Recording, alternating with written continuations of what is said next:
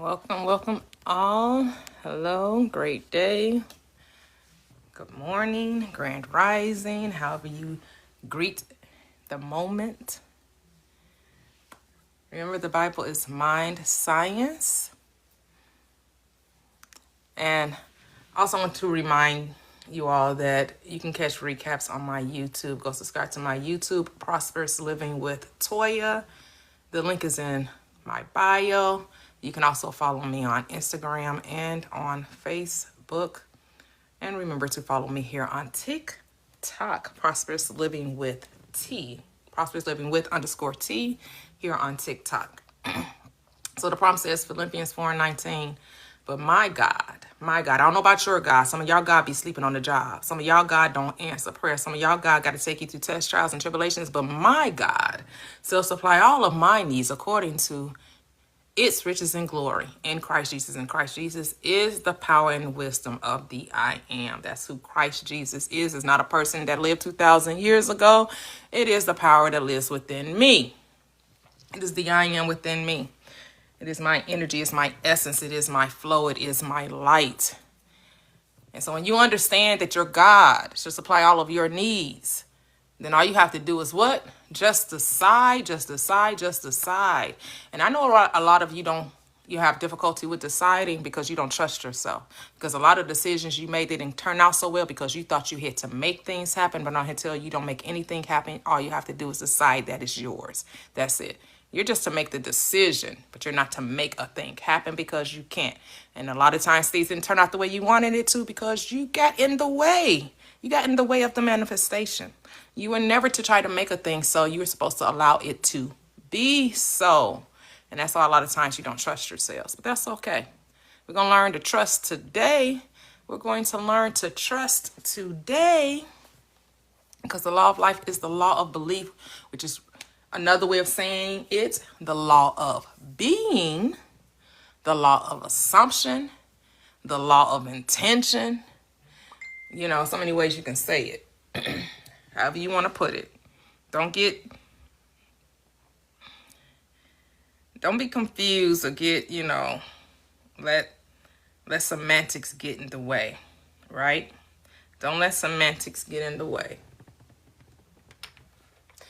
Because I understand a lot of people are like, I don't believe, I know. Okay, but some things you know, you need to let go of. A lot of your knowing, you need to change. You know too much, and you may be knowing the stuff you don't need to know. You need to change some things that you think you know. Decide to know something different. You need to decide to know something different. Choose differently.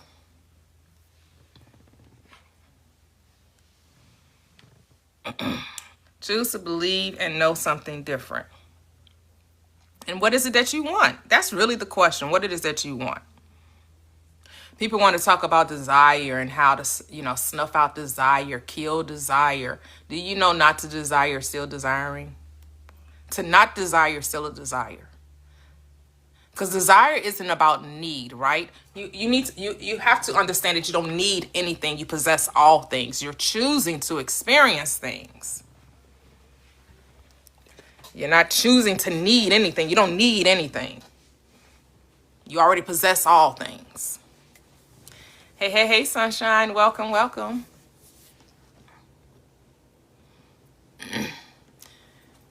Everything you could possibly, quote unquote, need or want is already right there with you. Now it's just all about choice. Because your life is a sum total of the choices that you've made. Yes, a lot of us made choices in ignorance, right? Unwittingly, unconsciously, right? Now you're going to choose on purpose. Now your choice is going to come with purpose, with understanding, with wisdom, with knowledge of self. Now you know that your word is law. 10K the easy way. And if your perspective is to argue the point, I say no, thank you. But I'll allow, you can come up to the panel, 10K the easy way. You get to come up and we can have a conversation. But I'm not here to argue or debate over beliefs. Whatever your belief is, you get to have it. We're not here to convince anyone of anything. We're here to remember who we are. To remember who we are. Now, I do reference the script, which is the Bible, because the Bible is a book about the mind. It is mind science. It is psychology. It is reminding you that the world is mental. All things proceed from thought. And how do we know this? Because the script says, John 1, in the beginning was the Word. And then the Word was with God. And then the Word what? Was God. I think that people kind of gloss over that the Word is God. Your Word is God. Because all things were made by the Word. And there was nothing that was made that was not made by the Word. So everything proceeds from thought. Everything you see in your world is a thought form. The people, the places, the things, ideas, they're all thought forms. They're all the Word made visible. That's what manifestation is. Being able to bring that which is unseen into visibility. That's why faith says, now faith is the substance of things. What is the thing? The Word. Now faith is the substance of things hoped for, the Word that is hoped for, and the evidence of not being able to see. Well, what can't you see? The Word. You cannot see the Word. No one can see your thoughts until they what? Become manifest in your reality. 10K the easy way. Double tap the screen. 10K. Then you can come up and we can have a conversation, but I'm not here to debate. This platform is not a debating platform. So if you're looking to debate, you're on the wrong platform. I don't debate. We're talking about, this platform is about bringing our desires into our experience. And how do we manifest our desires? Through our thoughts. We manifest our desires through our thoughts. What you think about, you bring about. That's why the script says, as a man thinks in his heart, so is he. Whatever you're thinking in within will be what? Expressed without. As within, so without. That's the law. That's the only law. That is the law. The law of being. That's why the script says, who do you say that I am? Who do you say that I am? Because whatever you attach to the I am, that's what you shall be. Hey, Joy. How have you been, Joy? Welcome. Great day, grand rising to you.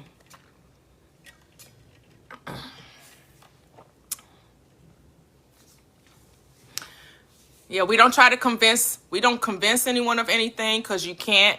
We don't try to convert anyone. We're not here to dissuade or persuade, right?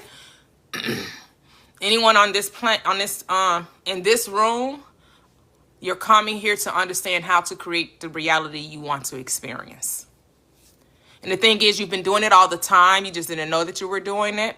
And the moment you decide to think differently, then that's when life begins to show up differently for you. Right? A changed mind brings about a changed reality. It's so simple. It's just that simple. The moment you decide to think differently, that's when life shows up differently for you. However, it takes a decision. You do have to choose this day who you're going to serve. I call heaven and earth before you. Right? And I set before you good and evil, curses and blessings. Life and death. Choose life. It's telling you to choose life. That you and your seed, which is your desire, may live. Right? And how are you choosing life? Whatever you give your attention to. How are you choosing life? Whatever you give your attention. Remember, You are the resurrection. You are the life. You are the life. You have to say, I am the truth. I am the way. I am the life. I am the resurrection. I am the door. Right? You are. You are the cause of your reality. So Neville Goddard said what? Imagining creates reality. We can also say thinking creates reality, right? When he's talking about imagining, he's talking about thinking. He's talking about intention. He's talking about what are you giving? What are you saying? What are you speaking? What is that inner conversation going on within you? Hey, Mia. How are you, beautiful? Welcome, welcome.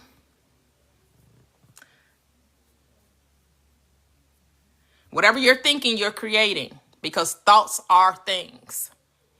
Thoughts are things. And your word is God. Good. Why does it say that your word is good or your word is God? Because every seed produces after its own kind, right? That's the law. That the word produces after its own kind, which makes it good, because you're never going to get anything opposite of your word. Then that wouldn't be good, right? Like if you sold apple seeds and then you grew lemon trees, that wouldn't be good, would it? Like what the heck? I sold apple seeds and lemon trees came up? No, that's what it means. That the law is good, right? That whatever you see, whatever you sow, that's what you're going to produce. Every seed produces after its own kind. There are no mistakes in consciousness. Now, you may give wrong instructions, because remember, you're the operant power.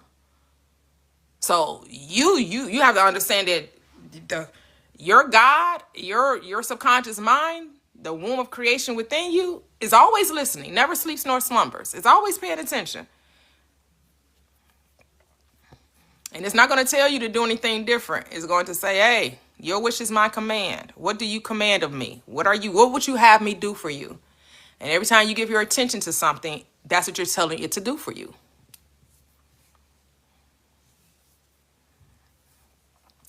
Not familiar with the Lema, but yes, that's what we're talking about, Christ consciousness. Never heard of the Lema, though. But yes, the Bible is Christ consciousness. That's what the Bible is. The Bible is mind science, right? Christ consciousness just means what? You know that you are the Christ, right? That you are the power and wisdom of God. That's what Christ consciousness is, right? That you are the cause of everything that's happening in your reality. It all begins and ends with you. Everything begins and ends with you. You are the first and the last. You are the Alpha and the Omega. You are the beginning and the end, because there is no beginning and there is no end.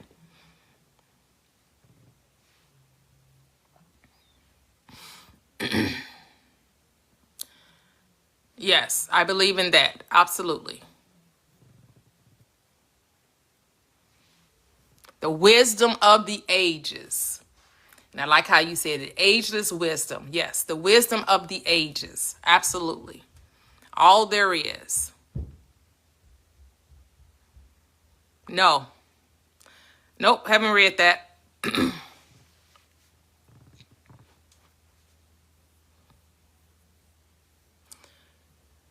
The books I've read, the Bible, books by Neville Goddard, books by Dr. Joseph Murphy, books by Florence Scovel Shinn, books by Abraham Hicks, Thomas D. Wells. I've read several, Emmett Fox. I've read several books by several metaphysicians, but then I realized they're all saying the same thing, and the only book I need to read is me. The book I need to really become fully acquainted with is the book of me. The book of I am. I need to know me. Not what someone else is saying about who I am, but to know who I am.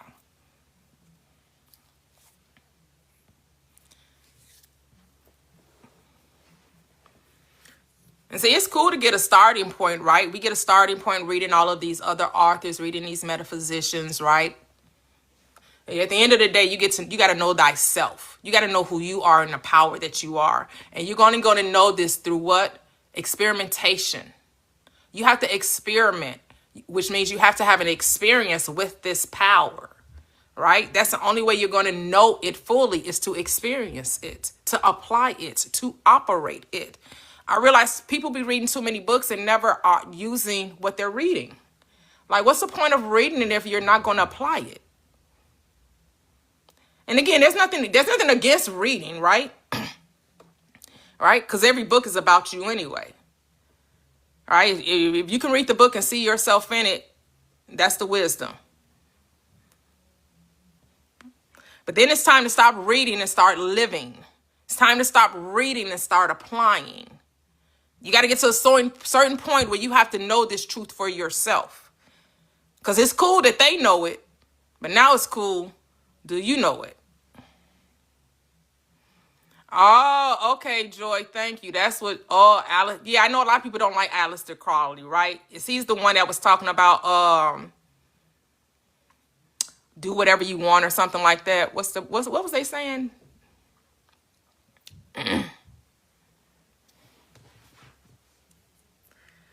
I've heard.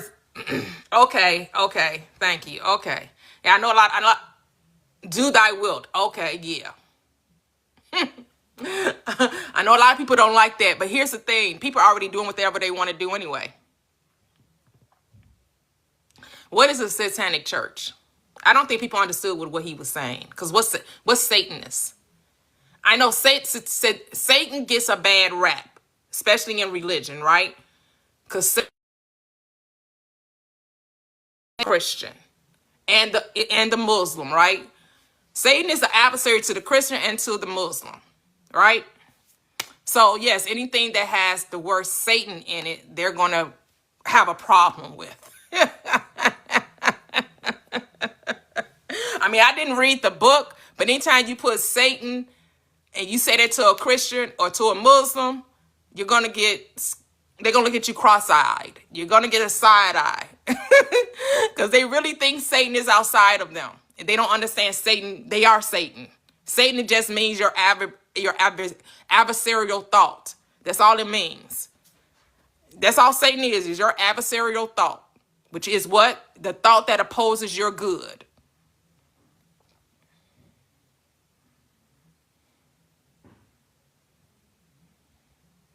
Oh, yeah, I don't know anything about him, Mia. I have no idea. I don't know nothing about that.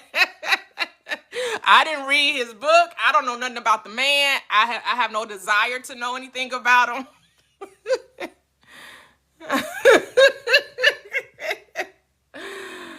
Oh, my goodness.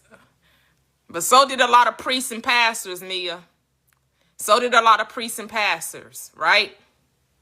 A lot of priests and pastors got that same rap sheet.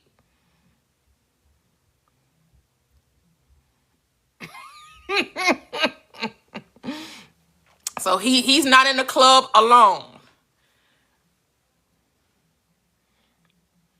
A lot of children were traumatized by their priests and their pastors and their ministers. So, you know.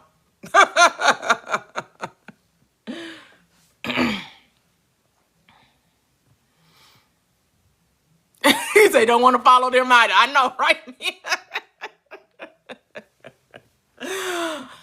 But yeah, never read the book, have no interest in it, but you know, to each his own.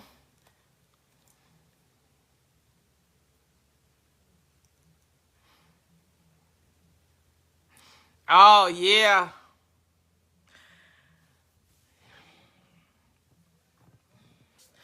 Hey, it takes all kind of people to make the world go around, you know.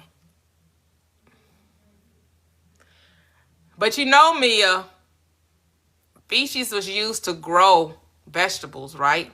You know, feces is used in the garden, right? So, you know, technically, a lot of us was eating it too. Especially back in the day.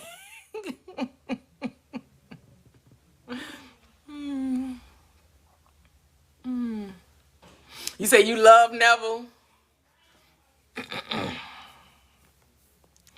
Yes, Neville, Dr. Joseph Murphy.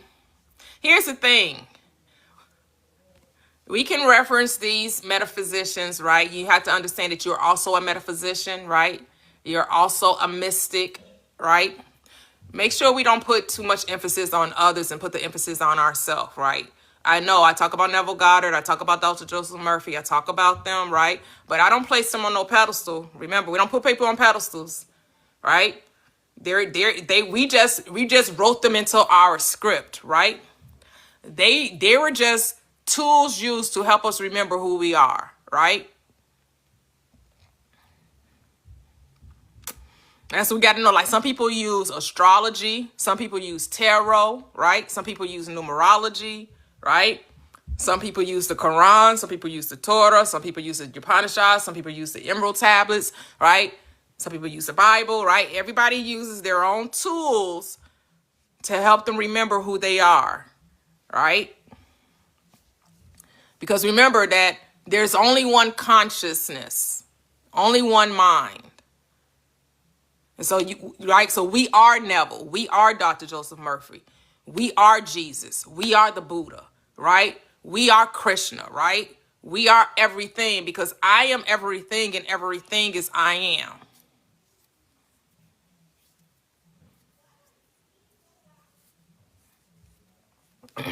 Everything is I am. We are all connected, right?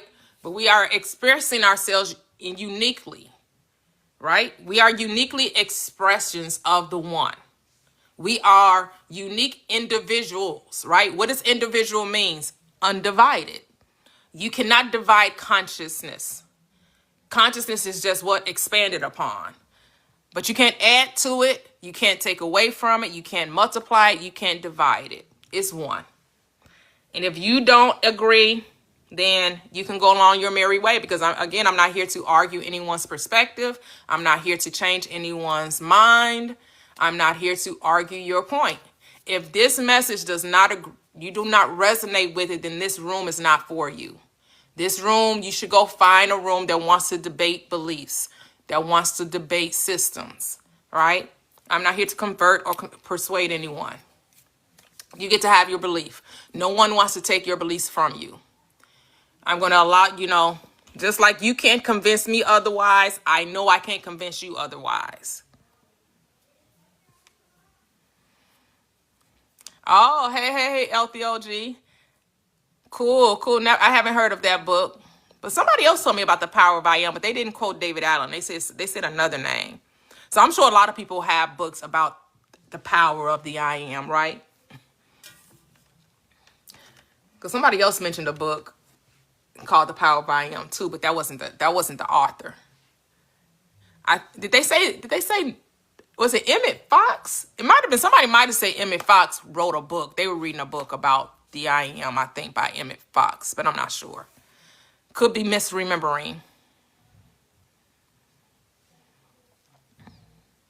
Yeah, the power of I Am. Whatever you say about the I Am, that's what you shall be, right? That's why awareness is key. Awareness is so key. Being aware of what you're thinking, of what you're speaking, of how you're communicating with yourself, right? Because that's what you're going to produce in your reality. And you have to know that your God is going to supply everything you could possibly need, because your God is the I Am, right? That's who God is. I Am. And I Am says, I'll give you whatever. Whatever you believe you can have, you shall have it. Right? And I think what people get hung up on the process, right? People really don't like the journey. People so concerned about the destination, about getting there, as opposed, about being there. Here's the thing with the being there. If you assume that you're already there, you don't have to worry about how to get there. That's really the T. That is what you have been looking for, to understand that if you understand that you're already there, you don't worry about how you get there. If you understand to be there, you ain't concerned about how you're going to get there. But too many people are so concerned with the how, which is not your work. how it happens. You're just supposed to know that you already are it. You're already there, right? That what you're desiring is desiring you, which is the reason why you're desiring it. Because why? You're already it. The moment you had the desire, that was the moment you were it. It's simultaneous. It's a simultaneous transaction. And it's not even necessarily a transaction. It's more of a realization, a recognition. Because you don't have to do anything to be it, but acknowledge that you're it.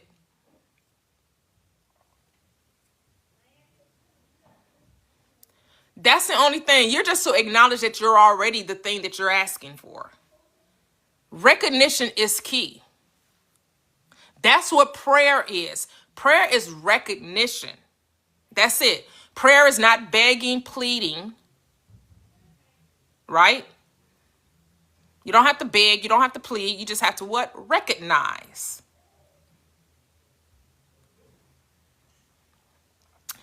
Whatever you desire. What is whatever? Whatever means it does not matter. Whatever covers all things. Whatever you desire. Whatever what you have a yearning for. Whatever you're choosing. Whatever you're deciding. That's what your desire is. Something you're choosing to be this. You're deciding to do that. Right? Whatever you desire. Remember, desire is not about a need. You don't need anything. You're choosing this, or you're choosing that, or you're deciding upon this, or you're deciding upon that. But you don't need anything because you possess all things, right? Your desire is just saying, I'm choosing to experience this. I get to experience this. I've experienced that. Now I get to experience this. Hey, hey, hey, good morning, Sheila, right? And then it says, whatever you desire, when you pray, pray, pray, pray. Men are to always pray and give thanks, right? Pray, pray, recognize, acknowledge. Men are to always recognize and acknowledge the I am within themselves, right? Always recognize the power and the presence of the I am, right? You are to always pray and give. So you're giving thanks for that which is, right? That's all. You're giving thanks. That's what prayer is. You're giving thanks for what is. That's recognition. And then the next it says, believe you received. That's past tense, right? Believe you received. So that's the knowing that I am this. Not that I'm trying to be this or trying to get this. You're not trying to do anything. You already are. Right? I am is present tense, right? It's present tense. It's who you are presently. I am is never future or past. It's always present.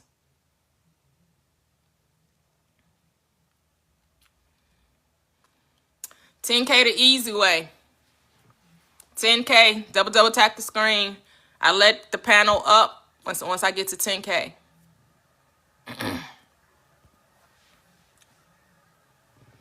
And so that's why the question is, who do you say that I am? Who do you say that I am? Who are you being in this moment? Not in a future moment, not in a past reality, but right now, right? Because we know future and the past all exist in the present. There's only now. And now is not a time. Now is eternity, right? Now, right? The present is the eternal now. There is no time. There's only now. And so if you can let go of the concept of time, you'll start worrying about when. When? What you mean when? There's no time. Things are. Be present. Be in the moment. Enjoy the present moment. Be in the now. What are you thinking now? Who are you being now? Because that's all that matters. Yes. Not I was, not I will be. I am forever and all. Yes, yes, yes. That's it. That's it.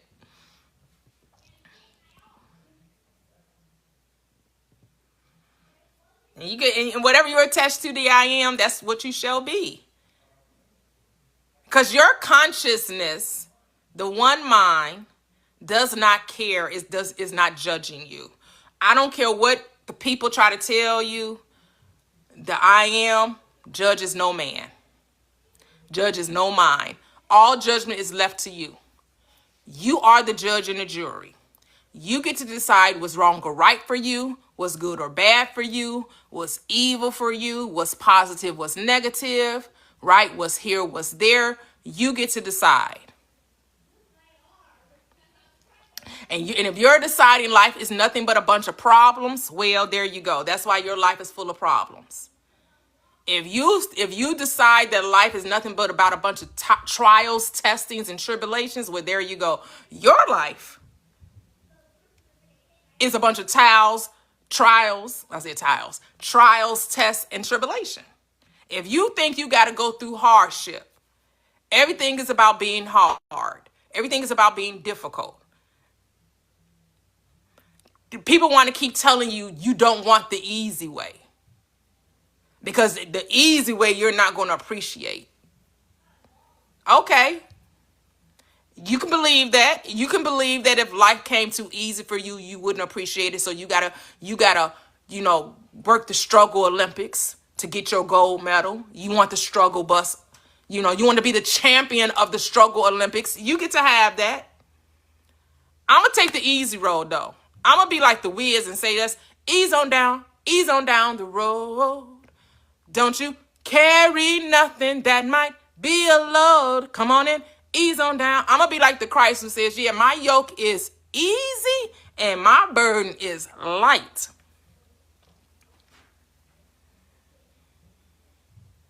Yep. That's it. The script says the way of the transgressor is hard. Who's the transgressor? The unbeliever. The ones that think it's impossible. People that think it's, that it can't be done. That it's difficult. That's the transgressor. Their way is hard. Because the moment you decide something, you start to see that life just falls into place. You can just attest to this. The more you know why life is hard? Because you haven't made a decision. You're halt between two decisions, said the script. How long you gonna be halt between two decisions? I wish that you were hot or cold. Can you pick a side? Just pick a side. Pick a side, any side. That's all. Consciousness just wants you to pick a side. But when you in between two opinions, when you double-minded, that's the script tells you that the unstable, the instability comes from double-mindedness. That's when it's hard. Because you don't have a made-up mind. You don't have a made-up mind. That's why your road is difficult. That's why your path is crooked. That's why you keep traveling down the winding road. Yes, the people of the world will definitely tell you that you don't want the easy road. They want to tell you about all how they went through. Oh my goodness, just on that. But I'm here. I'm standing. I made it through. I'm an overcomer. Man, I climbed that mountain. Do you not see? You want to see my little, what they call them things on your hands that you get when you work with your hands so much and you get them little calluses. They want to show you the calluses that's all on their hands because they climbed the mountain. The script told me I don't have to climb the mountain. The script told me I can tell the mountain to be removed. Where we getting this climbing the mountain from? Because that ain't what the script said. The script said your faith shall move the mountain, not give you the strength to climb it. Why are we climbing mountains when all you have to do is walk around them and move them? Again, trying to make the easy difficult. Because, yes, we look down on people where we feel like their life was too easy. They ain't never been through nothing. Nobody ain't never been through nothing can't tell me nothing. You don't know. You ain't been through nothing. You was born with a silver spoon in your mouth. Like, people mad that they wasn't born with a silver spoon in their mouth. If somebody was born with a silver spoon, they don't know nothing. Everything they got, their parents gave them. But don't you want that same reality for your children? Don't you want to leave a legacy behind that they don't have to work and grind and struggle for? So how you going to talk about the one who was born that way when that's the same legacy you trying to leave to your 3 and 4 generations that come behind you? Hey, Key. Grand Rising. Because the world would try to convince you that life is not supposed to be easy for you. And so when you believe that your consciousness agrees with you, if you agree that life is supposed to be a struggle, your consciousness says you're right. But if you agree that life is supposed to be easy peasy, fresh and squeezy, it says, you know what, you're right. So it's just asking you to choose light and easy or the hard Broadway.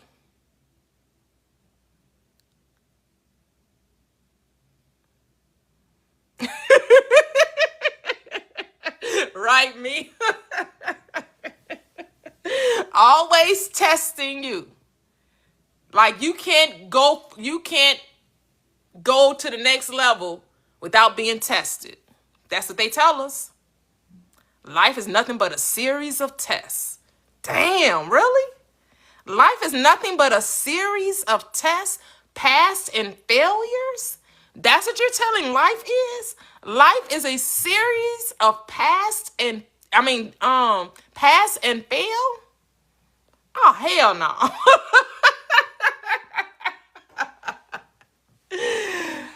Oh, let's be thankful we've awakened to the truth.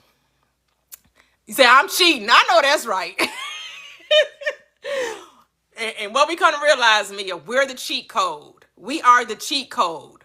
We get to write the new test, which means there are none. I'm through testing myself. I pass. I just want you to know I passed already. I passed. I'm on to I passed. I'm living great. No more testing. Just pass. You know. Just because I showed up. Because I showed up is enough.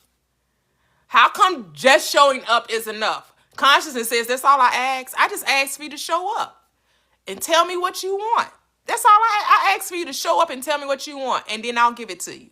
That's all God asks. God said, what you want? I'll give it to you. Whatever you desire when you pray, just believe you received it and you'll have it. That's the only thing. Those of you with the religious background, if you just think about the ministry of Christ, he wasn't testing nobody before he blessed them with a miracle, right? Did he test them? Did he take them to serious? No, he said, do you believe I can do it? Oh, yeah, I believe. Okay, your faith makes you whole.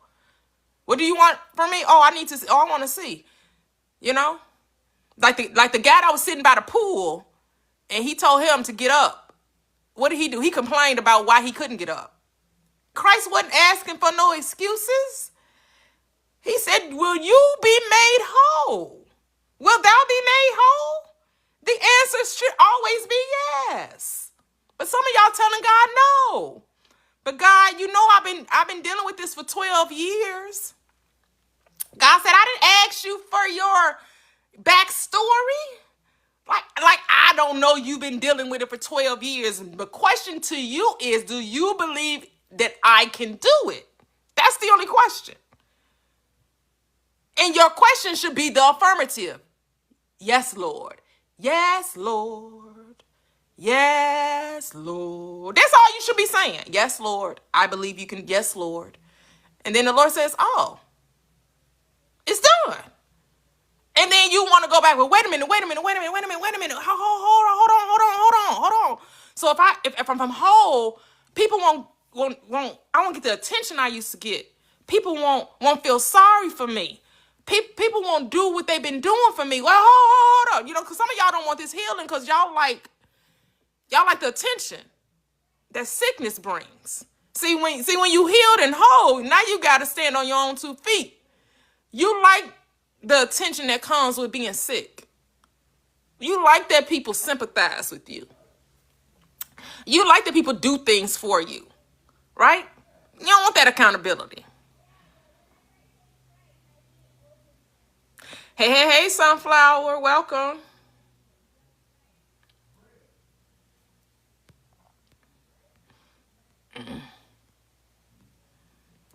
Your question was blocked. Yeah, I don't see the question either. Your question was blocked, so you're going to have to rephrase it.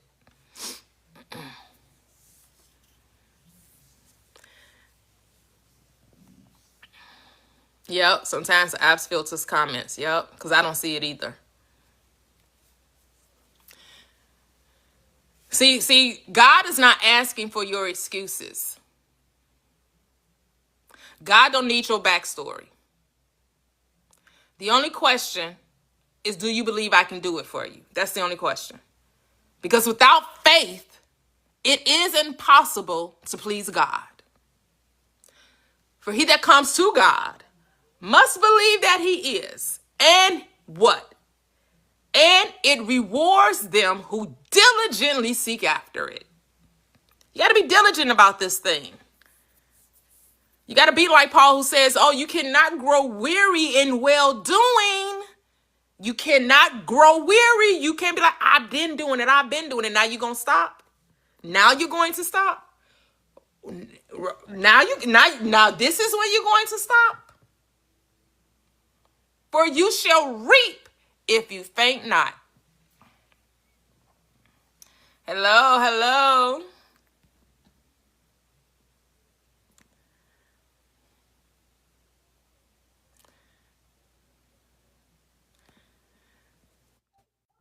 You shall reap if you faint not. What's up, state of myself? Okay, yeah, I was waiting. With the good stuff, because I'm going to stop you if you don't come with the good stuff. You better come with the good stuff. No. I'm just telling you, we're going to keep it on the good stuff train. Nah, it was nothing. It was nothing. I swear it was nothing negative. I was like, oh, what? I got hit with a bone today. Nah, it was actually really, really good. All right. How are you? How are you doing? I'm doing really, really good. I've been drinking. My goal for like being the person I am is just drinking 2 waters a day, and that's been doing good. I just decided that. That's what I said. Like, it really is easy. Like, I decided, okay, how does this person wake up in the morning? I said, I'm going to drink 2 bottles of water each day. That way I'm not dehydrated, because, I live in the desert, and I got to drink that water, man, because it's really hot out here. But, yeah, I just wanted to wake up,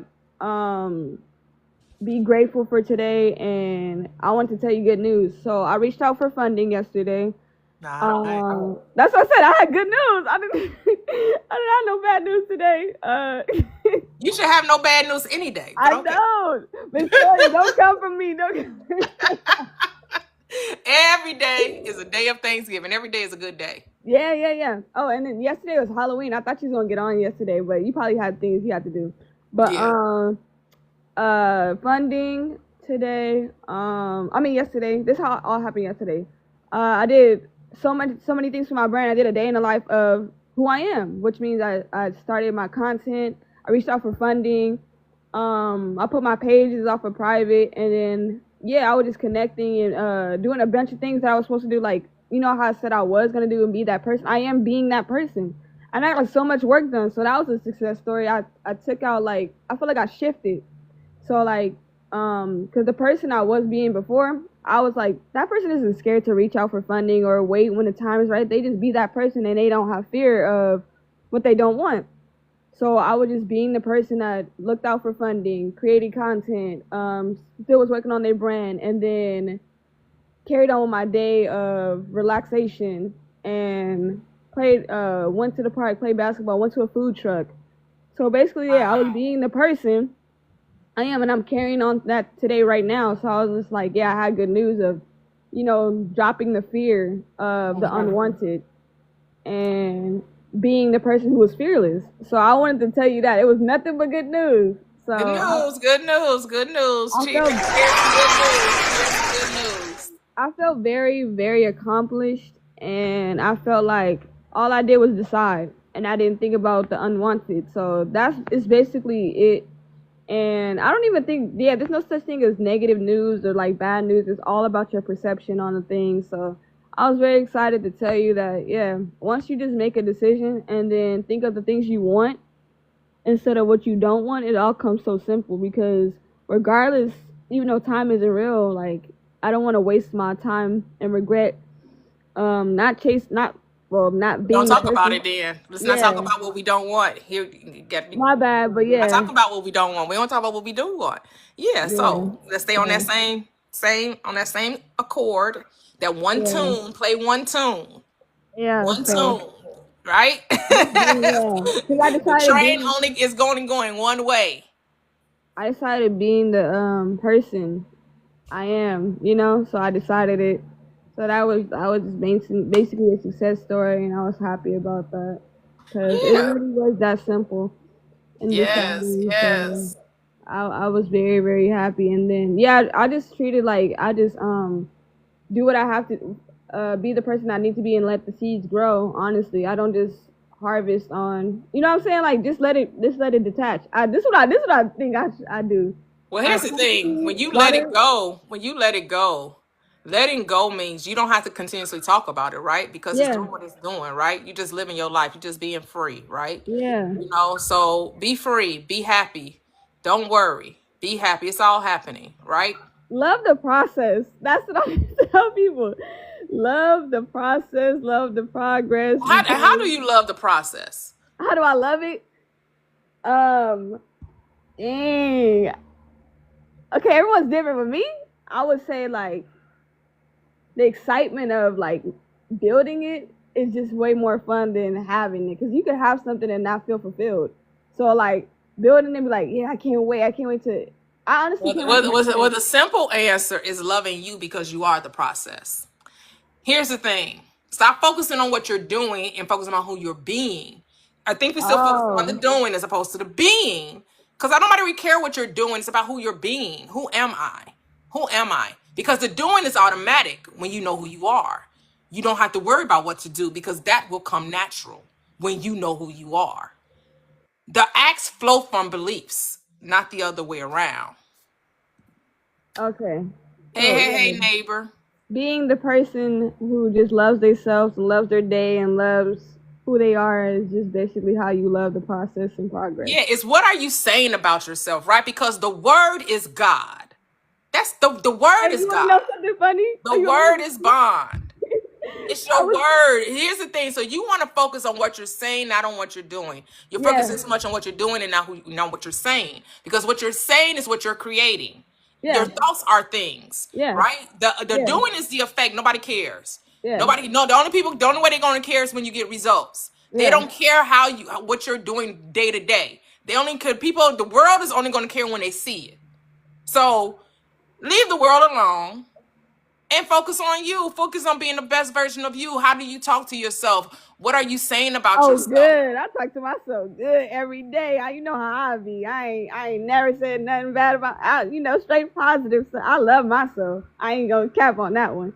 And it was so funny because I asked myself a question because nobody asked me nothing for like what I was gonna be for Halloween. And oh no, my cousin did. And I was like, I was, you know what I was for Halloween? A billionaire business owner, a wealthy motherfucker. That's what I said. That's what I said. And I started laughing and laughing and laughing because I didn't want to tell nobody that. But yeah, I asked myself the question, and I said I'm a billionaire business owner. I'm a wealthy person. I'm a wealthy MF. You know, you feel me? So I always give myself love and always treat myself with love and know that I am a beautiful person inside and out. And I ain't gotta, you know, prove it to nobody. I just know I am. I know my power and I know myself and I know how to treat myself. So yeah, that's basically. I had a great day yesterday. So wanted to share Every that day. news. No, it is no yesterday. Oh, I have a great day every day. It is every, you know. Like, right? You don't even have to keep tabs on it. Oh wow. Okay, okay, okay. That's really, really. That's really. How do I say? Your teaching is like is next level. That's all I'm gonna say. It's next level. You say it's next level. You are the level. Yeah, like it's just nope. It's Don't do your that. teaching. Nope. It's not even my teaching. You're just remembering who you are, and you wrote me into your script. That's it. To remind you of who you are. I'm just your mirror. That's it. I'm just mirroring back to you who you are. That's all. A wealthy billionaire business owner. Already know. Already claimed it. It's already in me. It's already embedded in me. So happy Yeah. about that. Happy.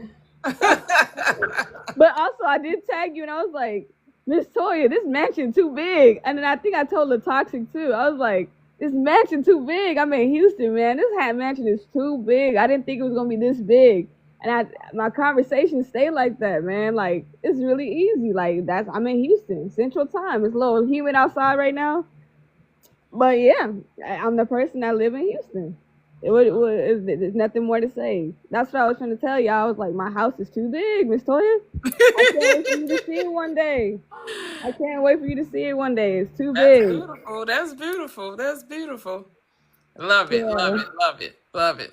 So we have neighbor on the panel. Hello, neighbor. Hey, hey, what's up? Hey, hey, hey. Everything is everything. How are you? I'm doing really well. I I've started a lot of new stuff lately. Okay, okay. What you got going on? Well, I started this like school community thing, I've been and seeing that a lot of ads for school. yeah. I mean, I was in another one like I was in one for like since like February with this guy named Brandon, Hmm. and it was pretty neat. And I liked. I mean, I wasn't always like in there. I'd kind of like lurk a little bit, Oh, but okay. then I started like uh sharing in there a lot more. And then one of my friends was just like, "Why don't you start one?" And I was Mm. like, "Uh, I don't know." Like, it was like it was like my personality or whatever. So I don't know, like, do I want to do that or whatever? I'm kind of shy. Like, and then I was like, no, I'm not shy. What the heck? I'm gonna do Right. it. Right. Oh, that's cool. That's cool. Have you had your first meeting yet? Not in a video, not as far as like having a video conference, but I think I'm gonna be setting that up for probably like earlier in the week. Nice. Um, but so far I've put like quite a few posts in there, and So is school there's like discourse? yes, yes. So you can Okay. yeah, there's a calendar tab where you can say if you're going to like set a meeting up, but you have a general like discussion board like where you can post things, people can respond or like it and then respond to each other and other people in the community as well. People that join, they can actually comment in there and create their own posts and engage with each other, which is cool. Okay, so Um another app of engagement. Gotcha. Yeah, we got so many yes, apps, don't we? That's beautiful yes, though. a That's lot. beautiful. That's beautiful. Now, how is this app different from Discourse or from like a Facebook community? Um let's see. Well, I guess it's a little bit more. I don't know. It's actually kind of similar. It's just structured differently. That's pretty much it, honestly. It's the same. It just has a more maybe like exclusive kind of feel Okay. because yeah, because you can actually with these communities you can charge for I guess membership or whatever, but I've Got you. actually Okay. made mine free. Okay. Okay. Got you. Okay. Yeah. Oh, cool, cool, cool. You never know. You may start charging. I was thinking about it. Yeah. Because as I said I don't do no more free one on ones. If you want a one on one, it's gonna. I don't promote it, right? I don't. I'm not out here saying, oh, let me coach you, sign up. I'm not doing that. But if you come to me and you're like, oh, Miss T or Toya or Prosperous, I just really need to talk to you. I need to, I need about a 30 minutes, an hour. Oh yeah, that's gonna cost you. Because Yeah. I'm giving you all free right here. Free right here is free. It don't cost a thing to talk to me here. But if you want Mm, to talk to me outside of this, because normally I would talk to you for free. I would talk to you for 30 minutes an hour. I ain't doing that no more though. Because I'm like, I'm not saying anything different. I'm not gonna say anything different than what I said here. I'm gonna give it this straight up, no chaser. I'm gonna tell you what I'm saying, and you ain't gonna miss words, right? But if you feel like you just gotta talk to me outside outside of the app, yeah. But again, I'm not promoting it, right? I'm not looking for clients. Let's just understand that. I ain't looking for no clients. But Miss Toy, I've had a similar kind of experience happen. It's just I haven't charged for it or put like a price tag on it yet, but I get quite a few people that come to me like on here mhm. and elsewhere, and I typically do just speak with people, but upon speaking to like another friend of mine and then hearing what you just said just now, it's kind of just like, why not? Because I do post everything on my page or whatever is like, what do you call it? Like free game or whatever. Mm-hmm, mm-hmm, mm-hmm. But the Yeah, only because difference because is, I struggle with that. I had to, because I was like, well, if everyone is me pushed out, it's really me not charging. It's me giving myself back to myself. yes, So that's how I yes, looked at it. Like I'm just giving me back to me. That's it. So yes. it's more. I'm gonna look at it more of a gift. We may call it a charge, but it's really a gift. I'm giving a gift from me to me. I I completely agree with you. I love that. So yeah, so that's kind of like what I've been doing lately. But I also, okay, so yes, I have a kind of cool Halloween story a little bit. It's two separate stories, but they tie together, kind of. Um, so the first one is, well, the first one has nothing to do with Halloween actually, but it's just that, okay, so I take walks every day. Um, and I think you know that because I think I've mentioned it here like a lot. But I was taking a walk and I was like, I think it would be pretty cool if like I got to know more of my neighbors. And then there was this one neighbor, like he's probably middle-aged kind of guy, and he has this big fluffy dog, and I see him all the time. I've been seeing him for like, I don't know, like a year of walking, right? And we just usually just like say hi to each other, right? And so like this time I was like, hi neighbor, and then he said hi, and he looked kind of like, um I don't know, he looked kind of like in thought about something. Anyway, then I walked away, right? And then the next day I'm walking and I'm wearing my Duke hoodie, and he like says he needs to tell me something, and I was like, well, what is it? And he's just like, you're like the spitting image of my buddy's wife from the 80s. And like, Wow. yeah, I was like not expecting that. He's like, you have all the same mannerisms and everything. Um, Wow. and then he told me this story about like how he was like, my wife and I both went to Duke, and I never wear that hoodie ever. Like I, I haven't worn it in like 5 years, and I chose to wear it that day, or wear it that day. And he's like, yeah, we have this really cool story. So then he tells me about it, right? And the reason I want to bring this story up is because people always talk about like people are really into like, I guess, specific person manifestation or whatever. So Mm-hmm. this is an ultimate, like, I guess it's a, I want to use this loosely, SP manifestation story, but it's without them even knowing what the hell that is. Okay. So so he and his wife dated, like they dated in college, and they broke up for whatever reason. He says it's mostly because at the time he was more of like a solo kind of guy. He wasn't ready. He wasn't at that spot where he was quite ready to be 100% like, like a long-term sort of relationship or whatever. That's just not where he was at the time. So they break up. She begins dating this other guy. Also at their school, they get married. Um, she has kids, and both of them like move on with their lives, right, on the surface of it. He goes on to move. So Duke University is in Durham, North Carolina. Interestingly enough, my dad actually lived there too.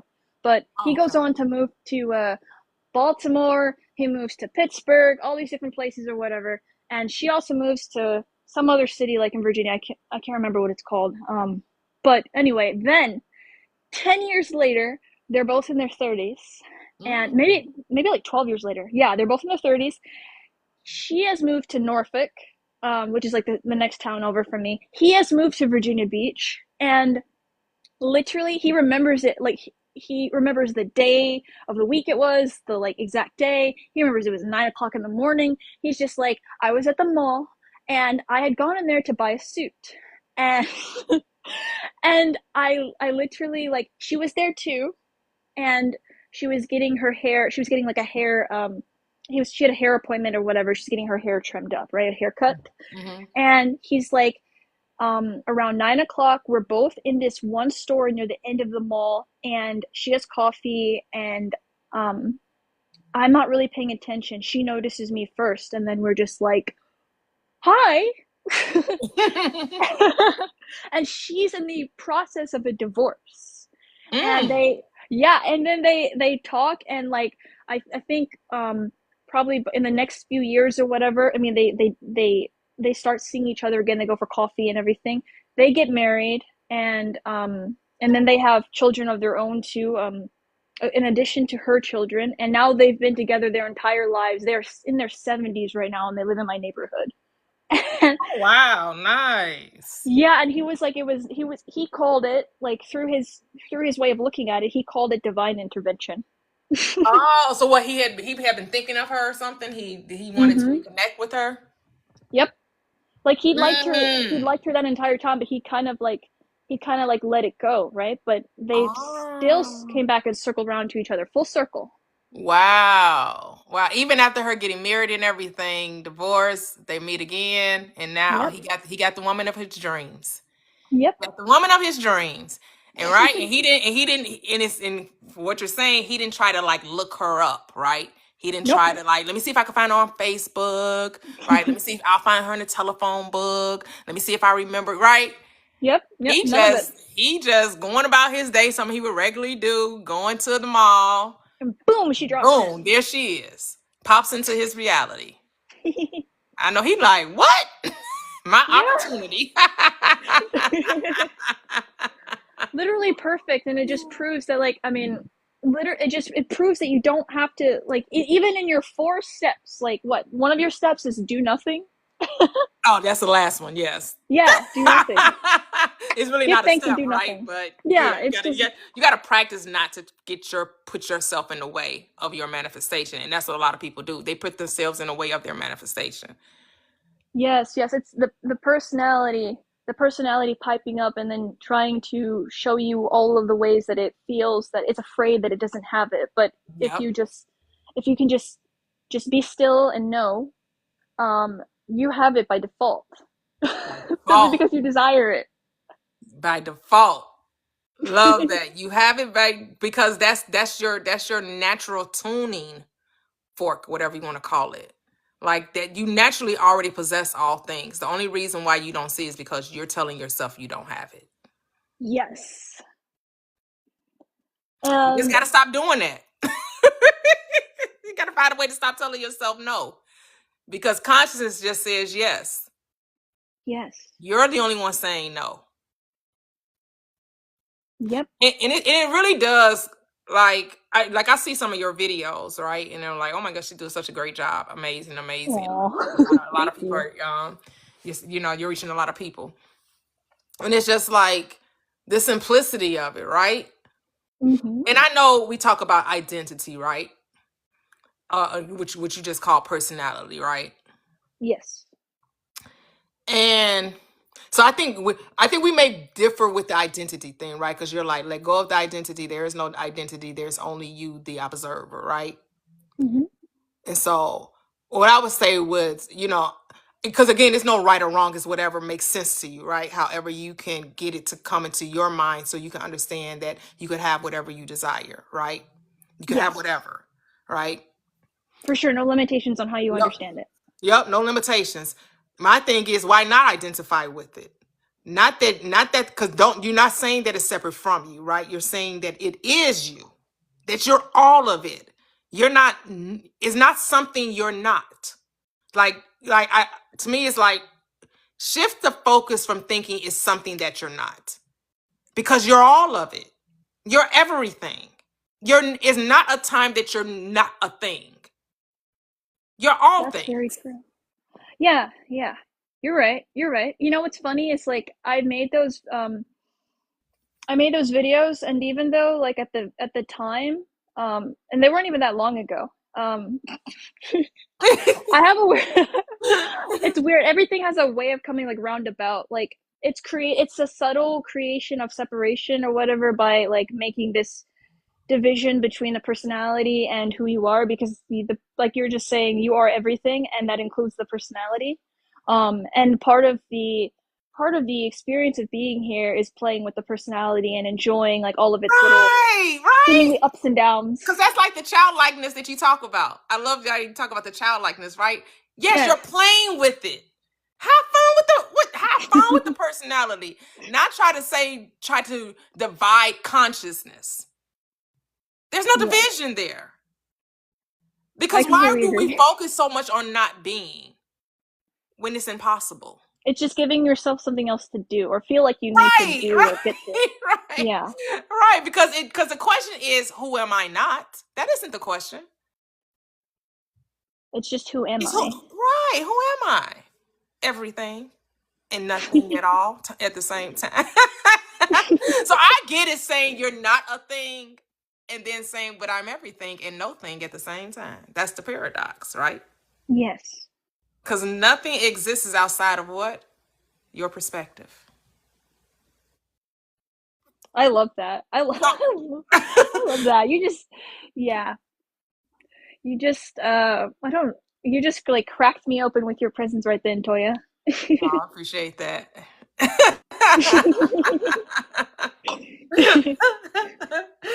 I mean, the being is key because it's who are we being? Who am I at this present moment? Whatever I say I am. Exactly. If I'm saying I'm just empty space observing what's around me, then that's what's going on. It's whatever you say. Whatever you say, that's what it is. That's the beauty of it. Right? Because there's no wrong or right. There's no good or bad, right? As much as we want it to be, right? And I know the transitioning out of this state is so difficult. Like, I don't know, Stay Positive is in the chat, right? So my family just experiences two very hard transitions. One was a young man, same age as my second daughter. The other one was my nephew and niece mother, who's 1 year younger than me. We came out of high school the same year. Within a week and a half of each other. Oh, that's intense. Yeah. And so it's like, man, our family, woo, okay. But it's about how you're going to perceive this reality, right? And it's not that you're not going to grieve, right? It's not that you're not going to be sad. It's not that you're not going to cry because you're going to miss seeing them from the physical standpoint, you know. But of course, when you operate life from this perspective and you understand life is eternal, life is not like, right, it's just that the transition out of the body, that doesn't make it any easier, right? Especially for those who may not see life from this perspective, right? Is however you're going to, you know, whatever you need to do to console yourself and to see, right?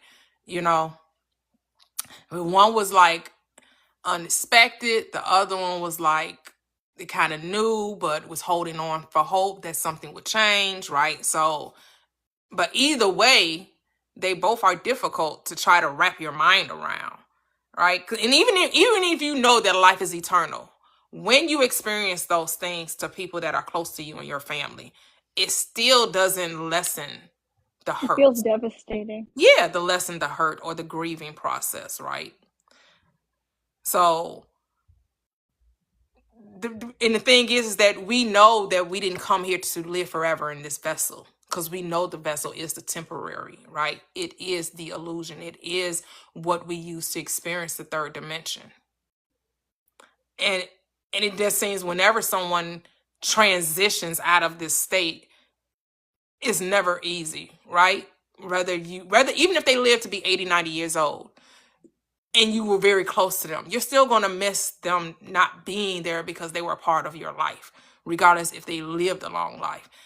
But of course, the ones that are most difficult are the ones that are unexpected. And when we say in our mindset, they were young, right? That's the part that you kind of like, man, they had so much more to live for. They had so much more to do, you know, like you try to make it make sense to you. And it's like, sometimes it just ain't gonna make sense right in that moment. And that's okay. And it's okay to be angry if you want to be angry. It's okay to be disappointed. It's okay to be hurt, full of heartbreak. That's part of being experienced. This what we call physicality or matter, is that we came to experience all of the emotions, because spirit isn't having those feelings, right? Only the mind of man is having those feelings. No other creature under heaven is experiencing emotions other than the human species. or can even, and then I'm gonna say like beasts of burden don't experience it, but can they communicate the way we can communicate? No. They may howl and cry and scream, right, if you're in tune to them, right? But their communication with it is gonna be vastly different from our communication with it. And we're kind of only gonna say, well, they're experiencing pain, they're experiencing excruciating, they're being traumatized, but that's because we're saying it. That doesn't mean that's how the beast of burden is thinking it. The beast of burden may just be like, this is a part of life, and may not be feeling anything. But we perceive it from a certain perspective, and we judge it, and we say, this is what's happening. Because we were given that power of mind and speech. We were, no one else was. Very true. And I know that's a difficult topic, because that's such a hard thing to talk about, because, how do you console someone that has just lost a loved one? Let them be. You have to let them It, be and let them come to that. Go ahead. oh, I was just going to say it's interesting because, okay, so I know I was going to tell you like a second story, and it had to do with this woman that I met yesterday, and she had a son who passed early from cancer, and so it feels like this theme is coming up quite a bit lately, right now. Um, but I know exactly what you mean about how the mind of man experiences grief, even though the spirit is untouched by it. And for me, well, I mean, I've had now that now that I'm a little bit older, I've experienced more of these transitions. But the biggest impactful one for me in my life was my dad passing, and I literally like yeah, I didn't like I didn't take that well at the time at all, like until I was able to, because I didn't know what it really, it was there was a deep like confusion over what it meant. um and yeah, and there was a lot of avoidance of that as well. um but one thing that I can say is that after I guess I don't even know how to like perfectly put it into words, but I articulate it. Yeah, yeah. yeah. But I started having dreams about him like regularly.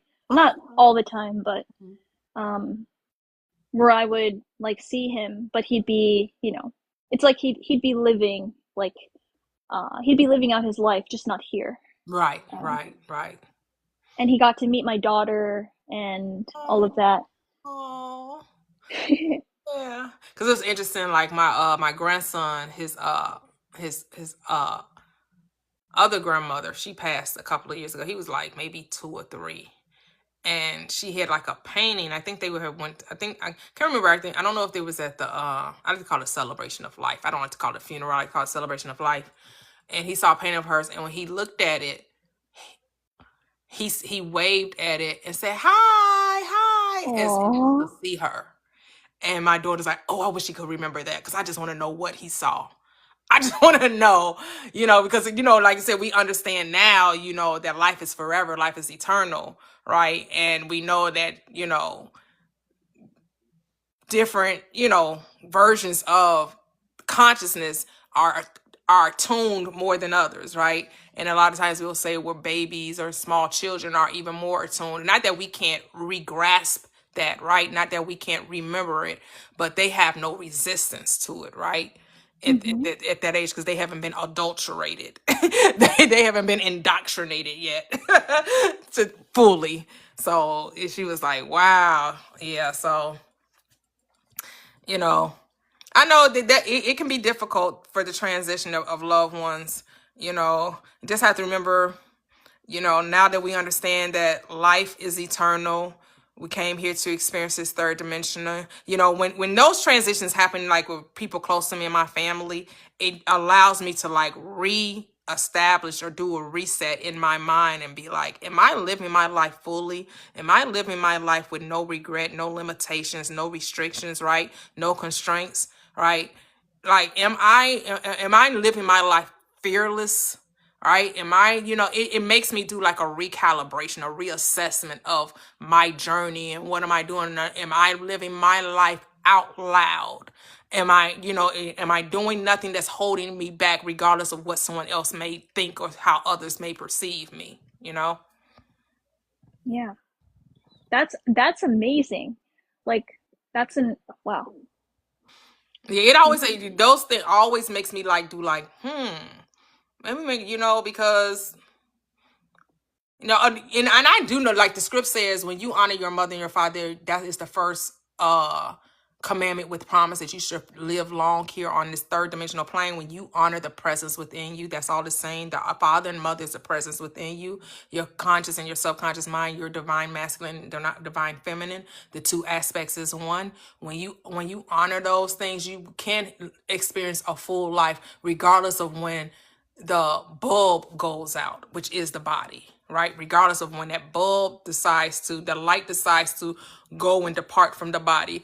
Have you lived life fully? That should be the only question. Am I living life fully? Am I living life fully? That may just be one of the most important questions ever. Yep. Yep. Yep. Like to let go, let go of the fear, let go of the limitation. Who do you say that I am, and then be that? Be that. Just be it. Now try to figure out how to do it, because it's about embodiment. Because the doing is automatic. The doing is natural when you can identify with whomever you saying you are, right?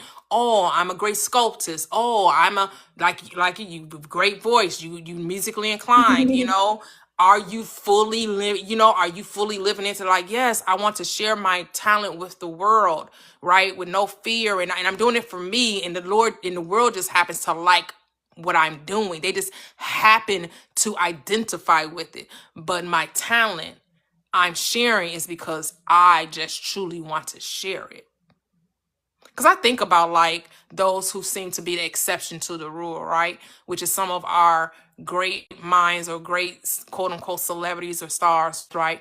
Like a Michael Jackson or something, like people that have like obtained great success, and how they were so attuned to consciousness. When you hear them writing books and saying, yeah, I would say I wanted to do this, and I would put it out there, and then the idea would come to me, and Yes. then now I'm doing it, right?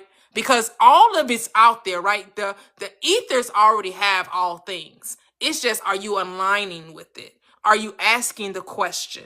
Are you putting it out there? Are you telling consciousness? Are you telling the Christ, this is what I want? Because consciousness is always asking you, what would you have me do for you? What would you have me do for you? What would you have me do for you? And instead of telling what you want, you be like the at the pool of Bethesda. Well, people just keep jumping in before me. I've been seeing, what, I think he was 38 years. I think that's how long they said he was. I can't remember. Right? At the pool of Bethesda. And he said when the angel would touch the water and the water would go, and whoever stepped in would be healed. And then the Christ comes by. And he asks, would thou be made whole? But people just keep getting in front of me. I can't get it. That wasn't the question. The question was, will thou be made whole? The answer should just be yes, not a complaint. But what do? I don't have the money. I don't know the right people. I don't have the right equipment. I don't, right? We come up with all these reasons, but that's not the question. The question is, what would you have me do for you? And you're just to say what you want. How it happens is none of your business. But we love to talk about how it can't happen. Just not the right time. I just don't know the right people. I I have haven't a story practiced for this, enough. by the way. Yeah, go ahead.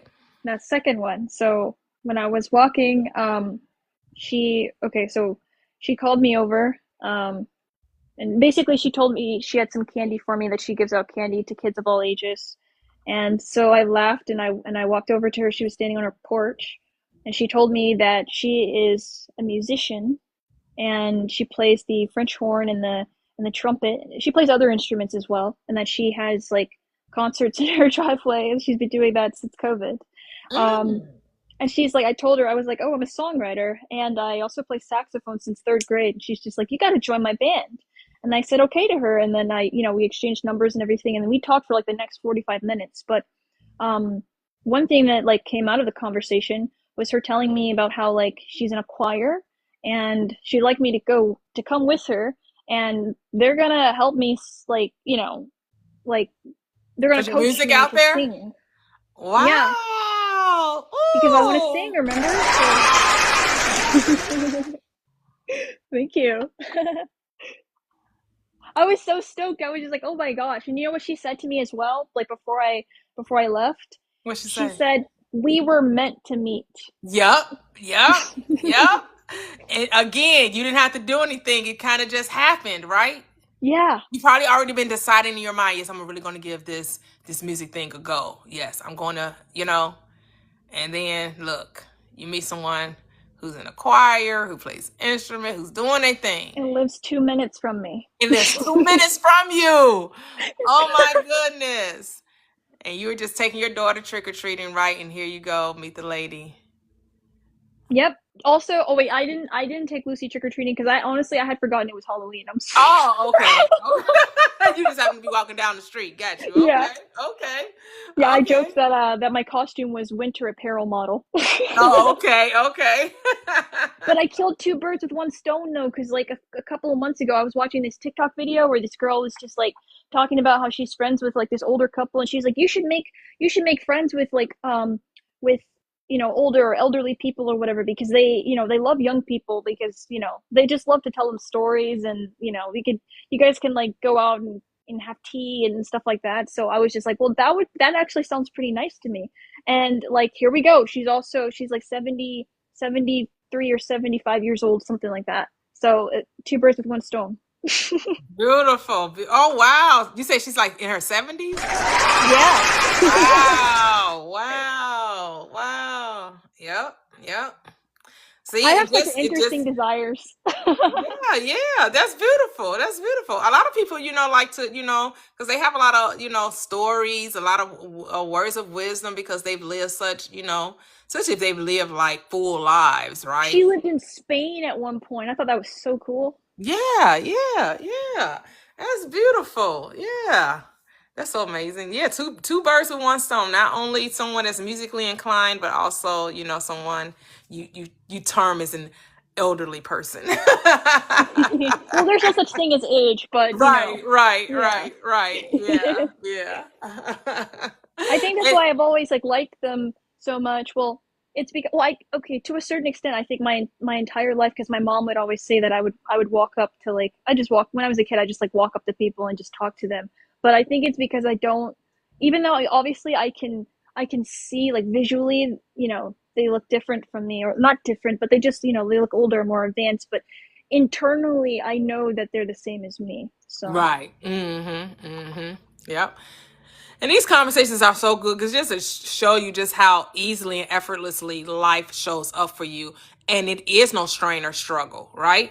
As yep, much as people want to tell you, no, it's hard, it's difficult. You got to go through some things. No, you're being told that.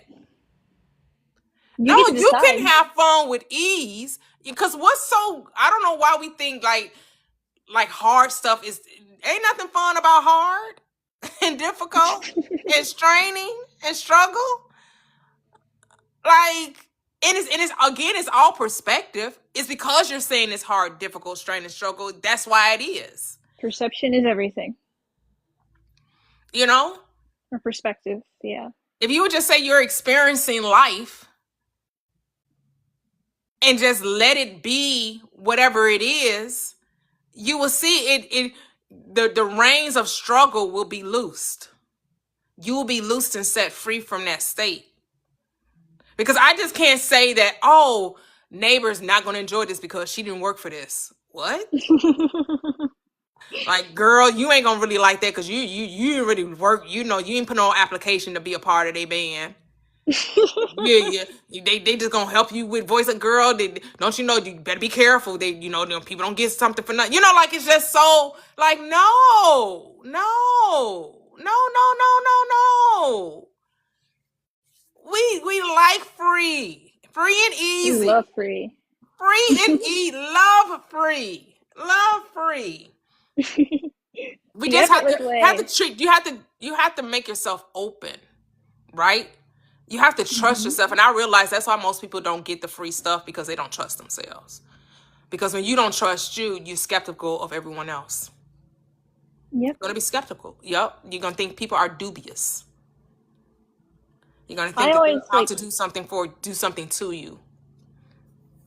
I just feel or assume that like almost everyone I meet is just an angel. Like, Yeah, that's and how that's you what I have to. experience. Yeah, yeah. Everyone is you. So if you're thinking other people are out to get you, that's because it's how you see the world. That's how the world shows up. So that's why you have to reframe the world. You have to transition from that state of thinking that the world is against you and understand that the world is actually here to support you in every decision. Whatever you say, that's what it shall be. And the world will support you. You got to know that. So it supports you when it says it's a struggle, it's a strain, you got to strive through life. It says you're exactly right. Hmm. And then if you say, well, actually, it's whimsical, it's amazing, it's beautiful, it's easy breezy, fresh and squeezy, it says you're right. This You is give. reminding me of like um Gigi a little bit, like when she tells her stories. Mm-hmm. Mm-hmm. Um, um, when I was living in California, there was a certain person that I was acquainted with, and he was a well, I keep saying older, but he was a gentleman, whatever. Um, and a lot of people that I knew, like my my friends or whatever, they had like they seemed to have like these, I guess, these ideas about him or these judgments, like they thought he was weird or they thought he was like a creep or this other kind of stuff or whatever. And I was like, no, I think he seems pretty chill actually.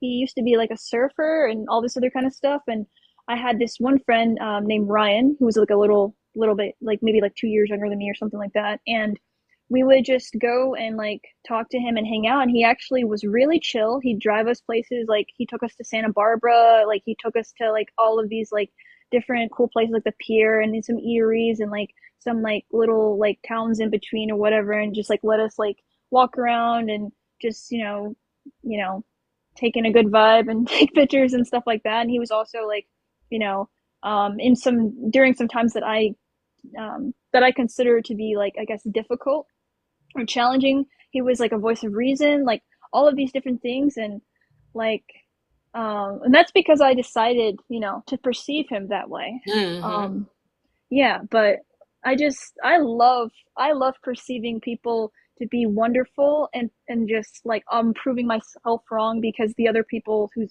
opinions like outside of me are just an extension of my own general maybe opinion about certain things. But um yeah, I love Yep. doing that though, because I always have, like I said, I always have like the best experiences. And then you were talking about like how, how like there's this idea that you have to struggle for stuff, or you have to put in effort, or if you got it for free then you're not going to value it or whatever. And I heard someone say that about like, oh, you can't get your kid like a car, you got to let them buy their own first car or whatever, otherwise they're going to take it for granted and blah blah blah. Well, my parents got me my first car, my mom got me my first car, and like, it wasn't brand new, but it was close to being pretty new, right? It was a nice car. It was a Ford Fusion Sport. Mm-hmm. And like when I started college, she gave it to me, and I'd like use it like for my commute, because I lived close enough to my college that I could just commute there from home. But I took really good care of my car. I love that. I love that little Right. car. What? Like Why wouldn't I? right. I gave my sister a car. She drove it till the wheels fell off. Like I gave my kids car. They like I don't know this whole thing that people don't appreciate free. What the hell? What the helly? As they say. Well, What the hell, y'all? certainly we do appreciate. What the Like hell, what? YouTube? But that comes from that whole mindset of you got to make people work for stuff, right? Mm-hmm. It comes from that whole mindset Limitation. because the world wants to convince you that you don't like free, that you're not supposed to get things for life for free, that everything has to be transactional. Life was Yeah, never meant to no. be transactional. Love It's is meant to be unconditional. unconditional. Yep. Yes, we said it at the same Yep. time. Yep. Yep. Jinx, you owe me a soda. Wait a minute, what'd you say? I said, Jinx, you owe me a soda. Ah! You got it. You got it. You got it. Okay, Toya, I have to step down now. Okay. Okay. Cool. Cool. Thank you for Lovely joining. talking to Enjoy, you. True. So we come up, we need to put our mics on mute. Thank you. Have a wonderful, wonderful Saturday. You too. Love ya. Love you too. Bye-bye. Bye bye.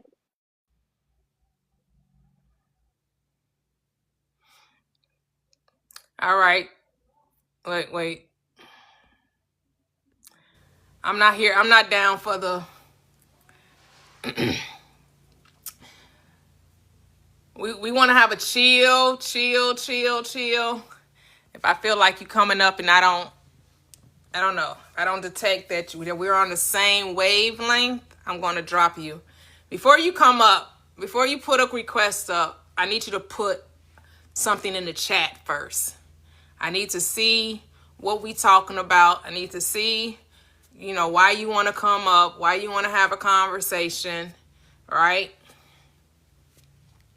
Because I'm not here to argue viewpoints. I'm not here to try to convince anyone of anything. We're here because we understand that our thoughts are creative, that our thoughts are thing, that the creative power in man is the mind, right? And there's only one mind. Now, you may say mind as you think I'm talking about the brain, but of course I'm not talking about the brain. I'm talking about consciousness, source, God, energy, Brahman, whatever you want to call it, trying to name that which is nameless. And to understand that your God will supply all of your needs according to, right? And just no need. Don't look at it as something that you're lacking. Look at something that you're choosing, because you don't lack anything. You possess all things, for you have all things pertaining to life and godliness, or life and goodness, right? Remember, all that the Father has already belongs to you. So you're not trying to get anything. You're deciding what you want to experience. That's it. Because you already possess all things, but you're just calling the thing that's visible into visibility, into your experience. Right now, it may not be something you can physically see, but you know it's there because all things already exist. You're not creating anything. You're just calling forth whatever you're deciding to call forth. You're saying, I want this, come here, right? You're being like the Christ that told Lazarus to come forth, right? What did Christ say? Father, which is your awareness, I thank you because you always hear me. Lazarus, which is desire, whatever your desire is, come forth, come hither, come into my experience, right? Now, did Christ then go and did he go dig up the grave, or did he go remove the tomb? No. Lazarus came on up. Christ didn't have to do anything but what? Speak the word. That's all you're required to do, is speak the word. You're not required to do anything. You're not required to make anything happen. You're just required to call it forth. You're just required to use your word. And anything that you do will be automatic. Like my husband, he was telling me about a manifestation he had on his job. He fixes on he repairs construction equipment, and he was working with this big I don't know the name of the equipment that he was working with, but he said he would have to keep coming down, go back up, keep coming down, go back up, keep coming down. And he said, man, if I had a mirror, then it will allow me to really see it really good what was going down, and I wouldn't have to keep getting off the equipment and coming down to check whatever part he was replacing or repairing. And he said so he kind of let it go. And he said he decided to go to this gas station that was near the job that he was working on. And he said normally he kind of just go past it, but for whatever reason he went and decided to go there. And as he got out his truck and was passing the garbage can, he said it was this tray that was like a mirror. The mirror wasn't cracked. It was like the handle had broke or something like that. And he was like, there's the mirror. That's what I needed. And it was the exact size that he needed to be able to see whatever he needed to see to repair the construction equipment.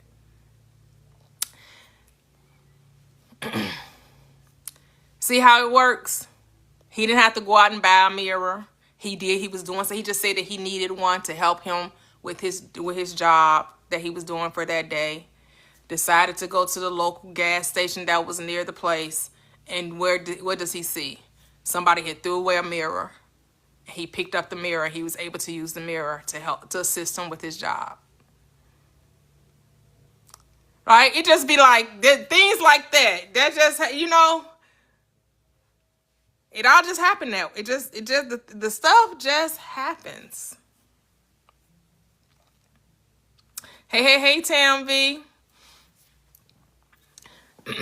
It's just, that so your God is only asking you to tell, which is your genie in the bottle, right? Your genie in the bottle is saying, right? It says you get 3 wishes, but you get infinite wishes, right? You get infinite. You can ask for as many things as you want. There's no limitation. That's the only thing with the difference between that story and your reality is that you get infinite. You have infinite desires. It just said, what do you have? What do you have? What would you have me do for you? And then you're just supposed to say what you want and then go your way in peace. And know that it will come into your experience. And know that it will be provided for. Know that you're just going to naturally do things and it's all just going to work out.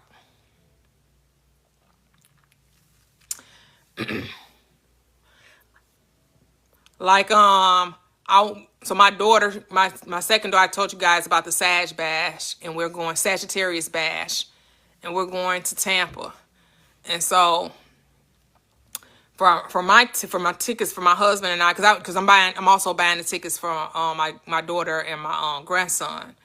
And so I was like, I didn't want to pay, the full price for the tickets. And so I was like, and I have no problem with splitting up, flying in Delta, flying out Southwest, because they both are at the same location, because I fly out of Midway in Chicago, and those two aircrafts are right there at Midway. So to go, we're taking Delta.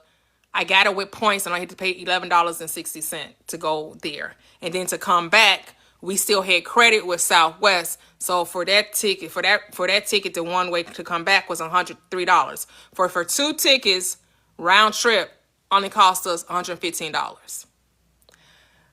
Love it, love it, love it. Cause I love discounts. And yes, I am the discount queen. I have no problem getting discounts. If I can get designer on sale, I will get designer on sale. I don't really believe in really paying full price for stuff, except for things I know it may be, some things I will, like designer bags, sometimes I will pay full price for. But if I can get it at a discount, oh yeah, I'm here for the discount. I love discounts. Oh, in December.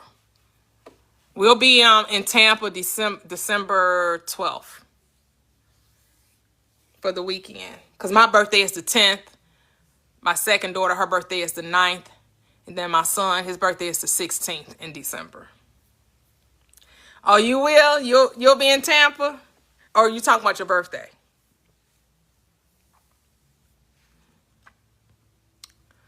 And it wasn't anything hard, right?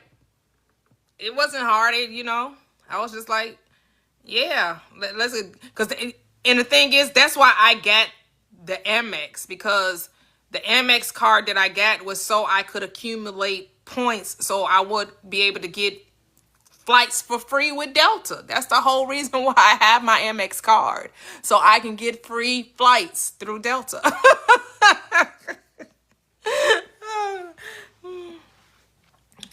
Like, that's how, like, we going to Cancun next Sunday.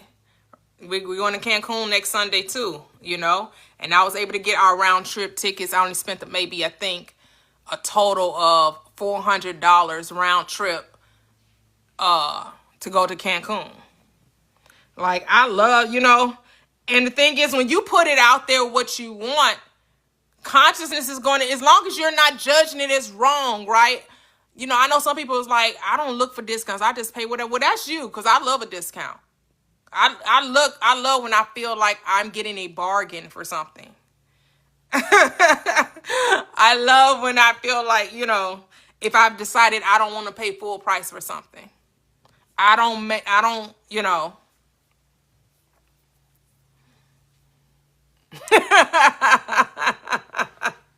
say love. Yes, Sag gang. Yes, yes. Now, I'm not saying I won't pay full price for some things, because like I said, I will pay full if I really want something. If I really want to go somewhere, I want to do something, I'm not going to be like, well, I'm not going because it costs too much. That's never going to be the reason why I don't do something, because it costs too much. That ain't in my vocabulary, costs too much. Ain't no, what's too much? Because again, that's relative, right? If I want to do something, then I'm going to make it happen, Captain. If I want to go somewhere, do something, or purchase something, it's a done deal. When I decided that I want to go somewhere or do something or spend, it's happening. If that's a done deal. It's gonna do it. And that's what you got to say in your mind. You got to say that. You got to say within your mind, when you decide something, know that your word is bond. Hello, Cheryl. Hey T, how are you? I'm great, great. How are you? I'm great too. I was just liking the conversation that you were having with neighbor. Neighbor. Yeah, well, what I really liked about it was when you were kind of going over like some experiences you had like with death and things, and it was just reminding me like when I first kind of learned, that I am God, and I kind of thought, the spiritual path, like I had to be above all those emotions.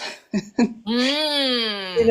I had this, I mean, I look back now and especially listening to you a lot and like really showing how human you really can be, like on this path, right? Like I don't have to have this like level of perfection in order to, manifest consciously, because, I definitely know we're always manifesting, but it's just so helpful, because again, when you're reading other people's experiences and, don't see appearances, it's like, I'm not supposed to get mad. I'm not supposed to get this, I got to Yeah. maintain this like emotional equanimity that just, and then, like if you go a few days in a situation and then, like have a complete meltdown, because I just, and so being human is okay. Like, and I really like that message.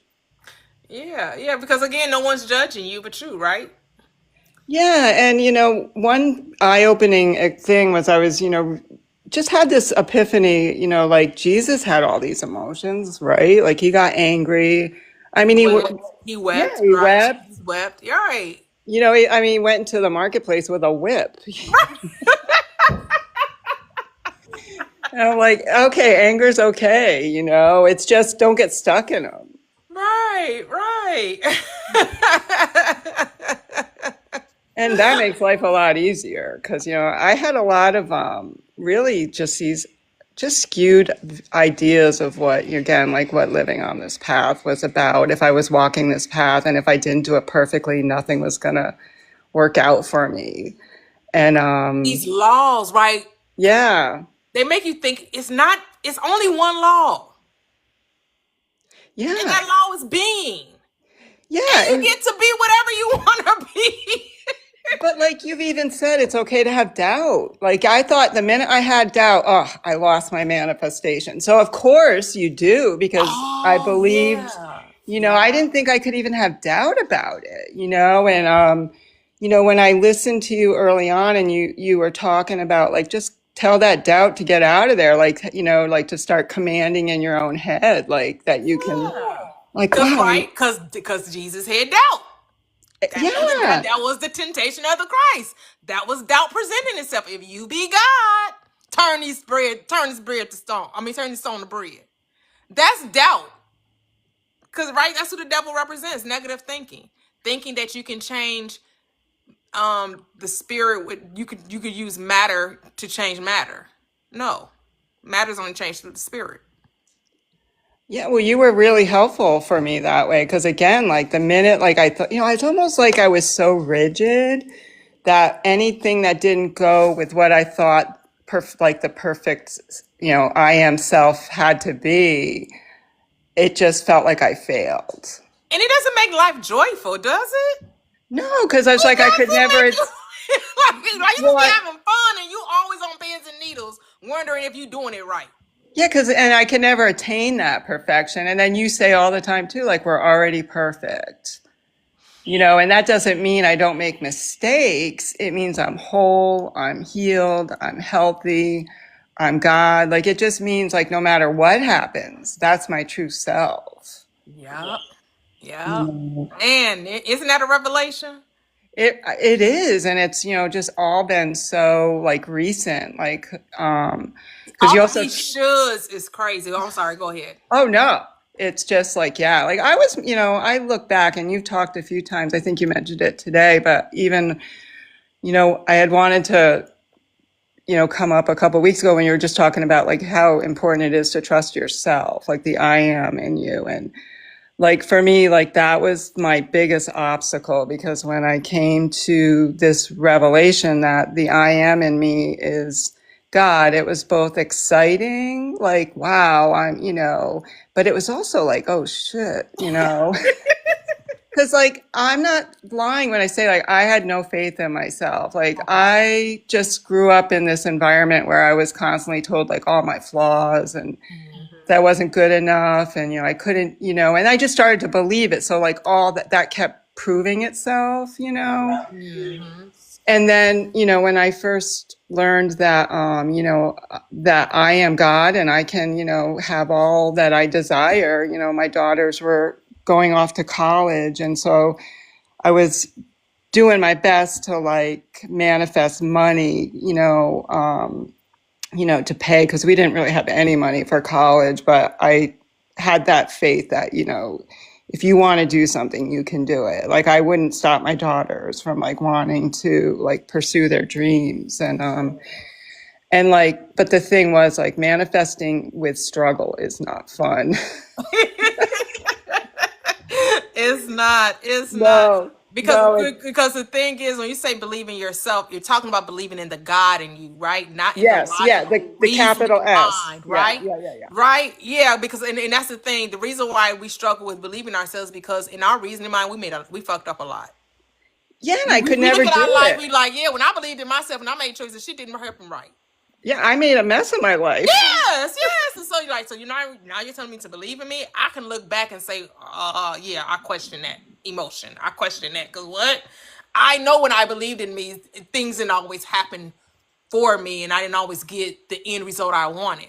I'm talking about believing the God in you. Right.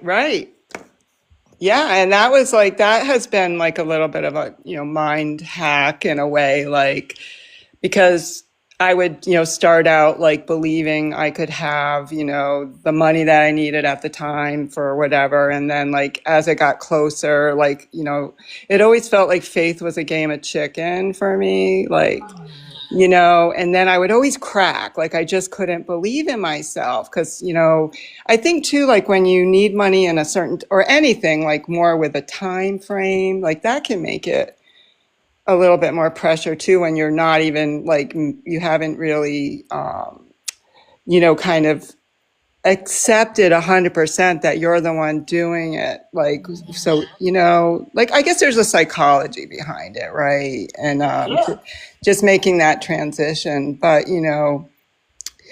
that's been like the best part I think too of like just the one thing I took away from Neville Garden, I know I've shared this before, is just he would say, persevere. It doesn't matter if it takes, and you talked about this recently too, like 1 year, 2 years, 10 years. And I just always knew that, if I gave up on this, I was still going to be manifesting everything anyway. So I might as well keep at it, and finally, like after 8 years of like kind of working at it, like last year, like just things really started to shift for me. That's And beautiful. it really is because it's like, yeah, don't give up. And I get kind of excited now because I'm like, the world is my oyster. And, I was looking back like last Christmas,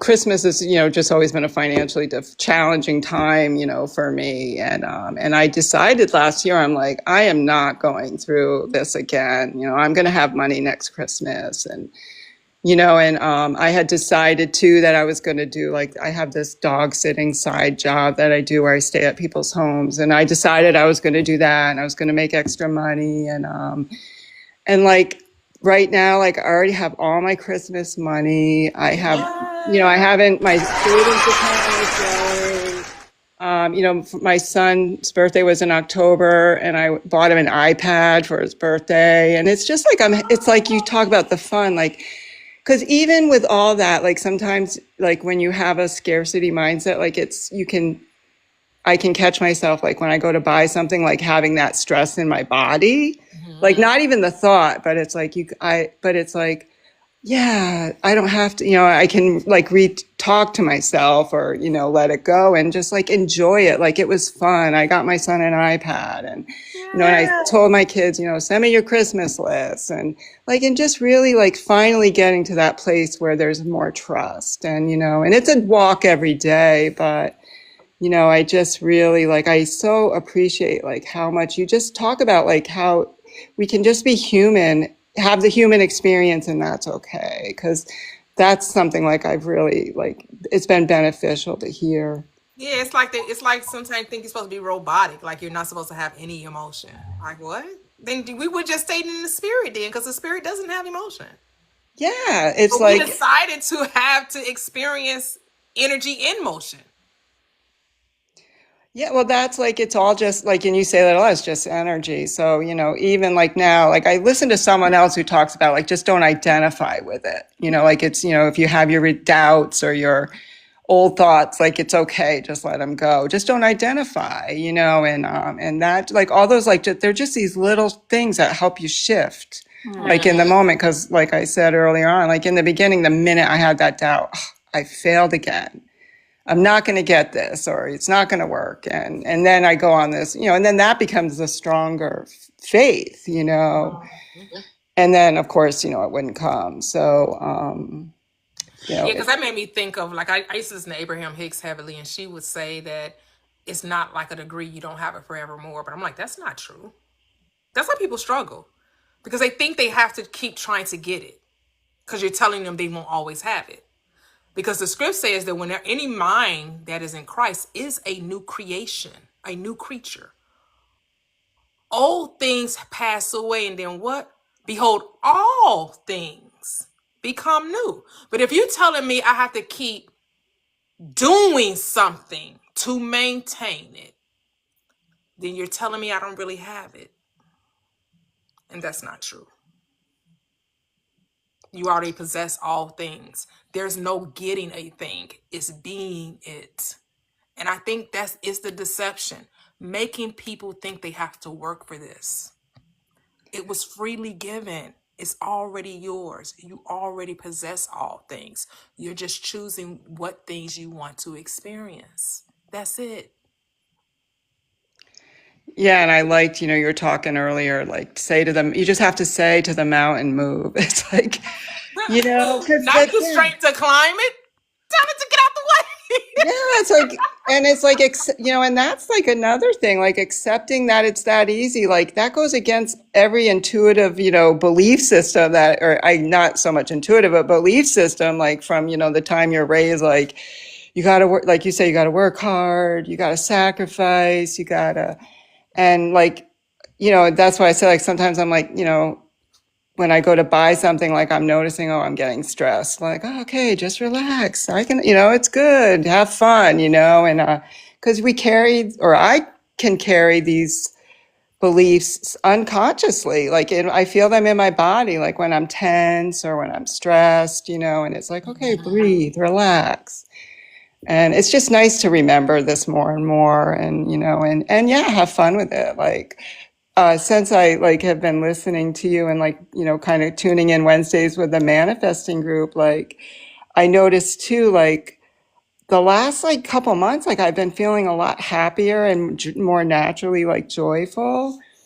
And you had also said something like about Reverend Ike, a quote about how he said, you only meet yourself or something. And I was thinking, everybody who comes up and shares a success story, that's my success story, right? Yes. And it just makes me feel like I've gotten to another like level of understanding and it's reflecting back to me. And that just makes me feel really happy and grateful like that you do this, because I think, someone had called you a sage a while ago and I was like, yes, yes, like you're helping a lot of people. And I'm just your mirror. We're all sages. Oh, I love that. We're all mystics. We're Yeah. all demystifying this life that everyone tried to make so mysterious, right? Yeah. Yeah, definitely. And that's what's kind of beautiful about this platform is because, when you think of it that way is, yeah, we're all coming together. And I think like there's a power that we are probably all receiving because like I said, I've just felt just a lot of little subtle things shifting in me. And I know a lot of that is just knowing there's a community that takes it to this level. Yeah. You know, It is beautiful. It is beautiful. And I definitely appreciate it. It's like when when you come to realize, you're doing the thing that you see yourself doing and then you could see the fruit of it, right?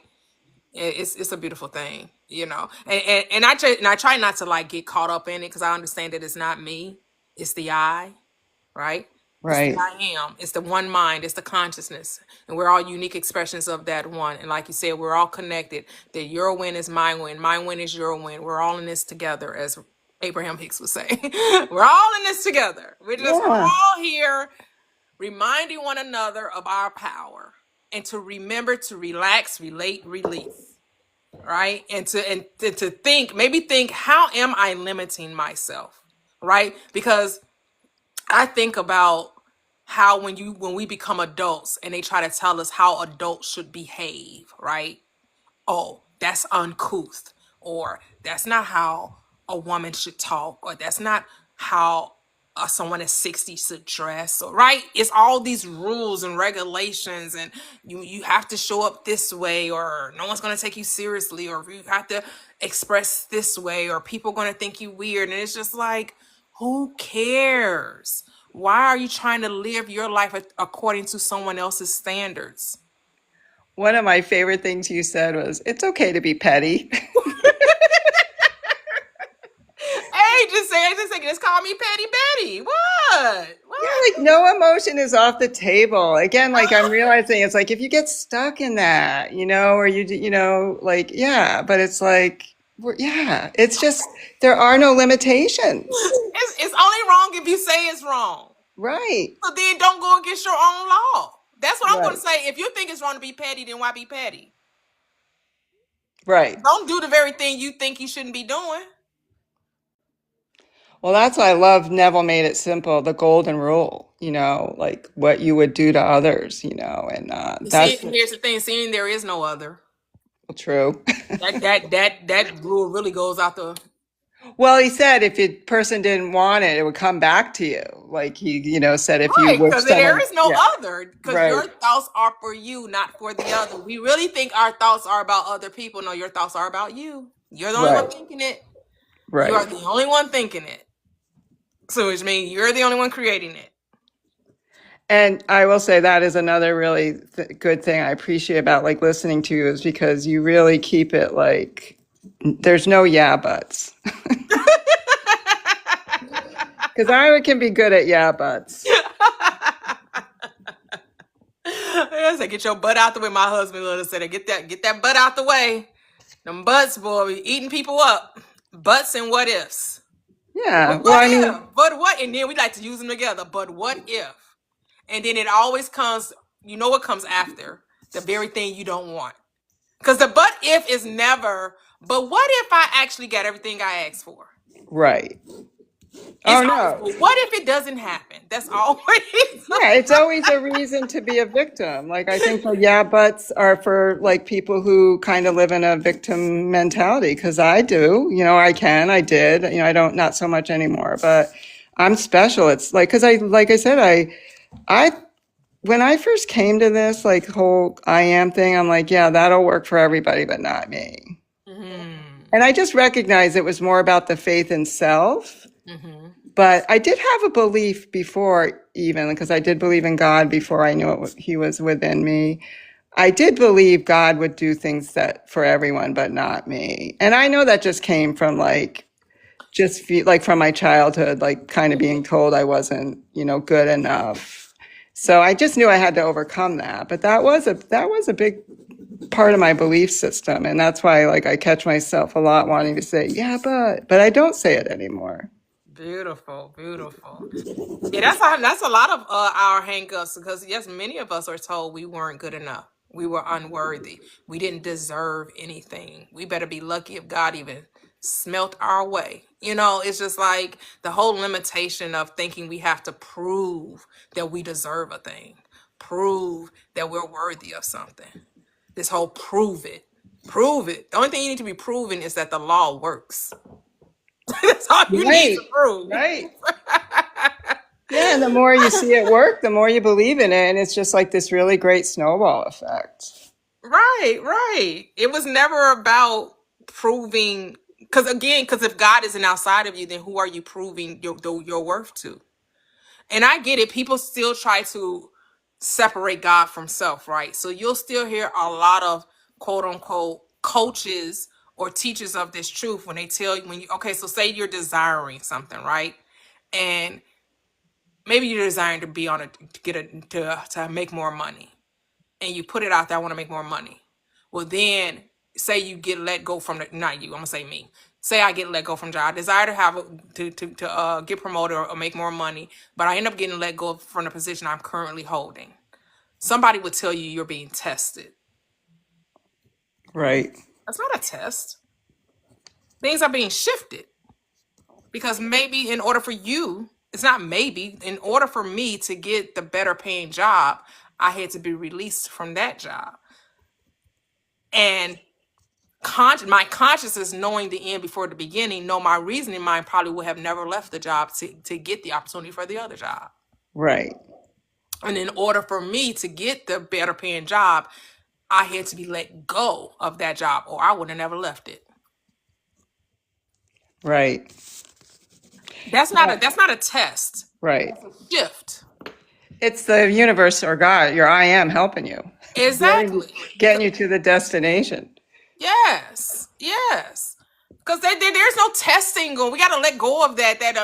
Because so someone will tell you, oh, it's trying to see, do you really want it? Who's trying to see, do I really want it? I'm not separate from the I am. Who's testing me to see if I really want the job? Who is this? Oh, the universe is trying to see if I really want it. I thought I was the universe, and I told you that's what I wanted. What do you mean, do I really want it? The desire is from me to me. It's not something outside of me giving me this. I'm choosing it. And the only reason it won't come is because I reject it. But the moment you decide that it's yours, I don't care what you try to do to make it not be yours. Oh, it's coming. Once you are convinced of it, and you have become one with it, that's when it talks about that the man and the woman come together, and what God has put together, let no man put asunder. That's what it's talking about. Nothing can separate you from that desire once you have become married to it, which means you've become one with it. It cannot be taken away. I don't care how much you try. You're bound by that desire until what? You choose something else. Well, that's another like I feel like right now like the thing I'm really like mindful and working on is just to not be double-minded. And that's another reason, like, I love listening to everyone is, it just like all these little reminders every day or however often, they just help so much because when you go out into the matrix, they'll tell you all those things that we know aren't true. So I need to have those voices that remind me that it is true. And anything is like my favorite Bible quote is, all things are possible to he who believes. Yep, yep. And you just know that what helps double-mindedness is just the decision. A lot Right. of times, the only reason why you're double-minded because you're undecided. Well, I decide this and then I go back to the old. So like, Well, that's but because you think you're making it happen. right. Well, it's also like just subconscious thinking, like, that, because when you live in like a poverty or struggle mindset, it's always you're preparing for shoes to drop. So like I have to catch myself and say, no, Yeah. no, I already decided this. And that's why, you saying like, just say, stop it to your head. Like, that's good enough. Like, I don't have to like, Right, just, analyze it. Where did it come from? Who said that? Is that a borrowed thought? That's not my thought. Who cares? You're aware of the thought. What you gonna do with it? yeah, just stop it, and Right, right. yeah, People I think people overcomplicate it because, again, I know this is a lot of people's money maker, right? And it's like, if I can complicate it for you, if I can make it just a little bit more difficult, then you'll feel like you need help. And if I right. can convince you need help, then I'll say, Yeah, okay, you struggling with this because, okay, sign up for my class, get my e-course, get my book, whatever. right. Yeah, Because there's a lot of it's money. not that complicated. But if you get to telling me, well, you're not the thought, you're the observer having the thought, and the thought is borrowed, and it's received. And like, now we complicating it. Stop. Who cares where the thought came from? You're aware of it. Yeah, and like keep it simple. Yeah, like To me, gosh, that complicates it. Trying to figure out, no, where did that thought come from? Is that a thought I had? Who cares where it came from? You're aware that you're having it. Does right. it align with what you decided? If it doesn't align with what you decided, then what? Resist the doubt and it shall flee. And how do you resist the doubt? Speak to the faith. Speak about the thing you want, right? Like, no, we thinking this way. No, no. All right. This is all right. Let your yes be yes, let your no be no. No, we're I decided we got it. I decided it's good. I decided I'm having it. I decided this is possible. I have decided. Yeah, so I really appreciate how much you helped me, and I just wanted to say that today because I love that you simplify it because life it can be that simple and just need to deprogram that belief that it has to be, the struggle and hard and you have to be worthy, So I really appreciate it. And I love that you do so many lives because I listen to you all the time.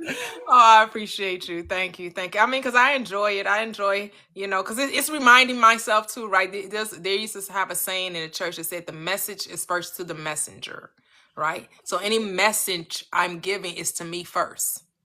I happen to be the messenger, but it's to me first. I'm reminding myself of this truth. I'm reminding myself, right? So I had to come back to myself. I was like, okay, no, it's not about proving deservingness, but it's recognized that I do deserve it. Oh, I deserve this.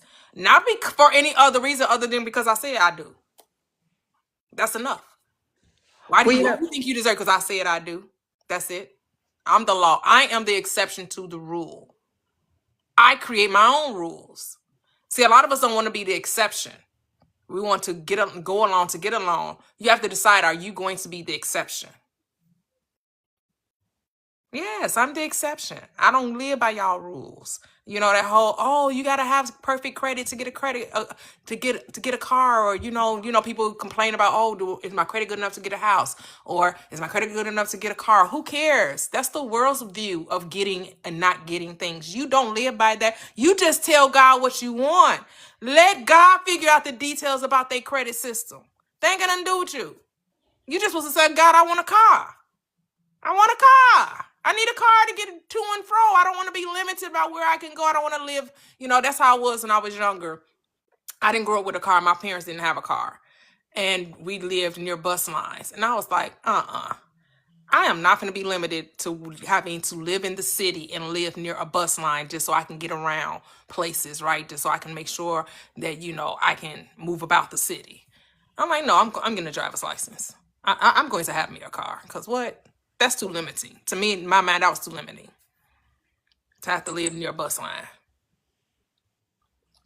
Not to say there's anything wrong with that, because that is a great way to, but just in my mind, I was just like, no, going to the bus to go grocery shopping on the bus. I'm just like, no, that's not the life I want. I want to be able to be in a car and transport my groceries in the car, and it happened. I know nothing about the law, but I just know that when I made that decision, that was it.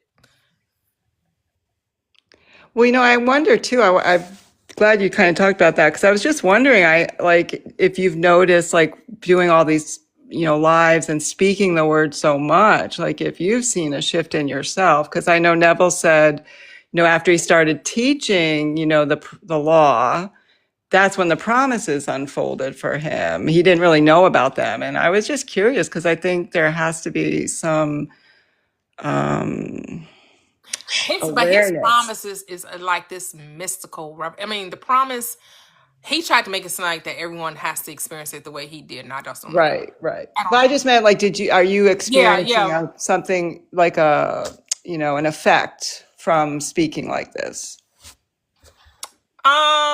I mean, the fact is, communicating with others and getting the revelation. Yes, of course. All right. As far as mystical things, like I've always been a dreamer, right? Remember I told you I would dream about flying all the time, way before I even knew about this truth or whatever. So, but as far as like things that he's experienced, the whole, swaddling clothes, like to me, he was making the scripture come to life in his dream. Right. But to me, if it's all spiritual, how are you now making it a physical thing? So that's the part I didn't. But anyway, it's his life. That was his story. I don't think my life needs to mimic his from that standpoint, right? Oh no, I just meant like just any kind of, like, just feeling more like just when you, like, there's a power, like Well, yeah, because like the revelations I have, I share with you all, right? right. So anytime I'm like, oh yeah, I was thinking about this, and I was like, and then it came to me like I was telling you guys, like I'm missing something. Something I remember when I was saying, oh, something I'm not. It was something I can't remember what I had, the revelation I had, but I remember telling you guys that I was missing something. What am I missing? I'm not getting. And I think it was about simplifying what we're doing. It was like, it was still making it complicated, and it's just not supposed to be this complicated. It's not supposed to be this difficult. It really is supposed to be simple. And I felt like I was still complicating it in some kind of way. And I'm like, no, it really is just about deciding. That's really it. It really is just, let me just decide. Right? And really understand that there are no laws to this. There are no rules to this. Like, we are the rule. We are the lawgiver. We are. When you really think about how the system is set up, society, right? You recognize all of these laws that govern our society are just made up. Right. It's just made up. And if we know that it's just made up, that means you can make up the rules for you. And you don't have to try to infringe upon another person's reality in order to manifest your own. That's the greatest revelation, to recognize I don't have to change anyone but me. Yeah, my favorite I am statement of Jesus is, I am the open door that no man can close. Because, like, that's like, no one can stop us. Nothing can stop us. Nothing. That door to the I am, our God self, is open 24/7. 27 whole days.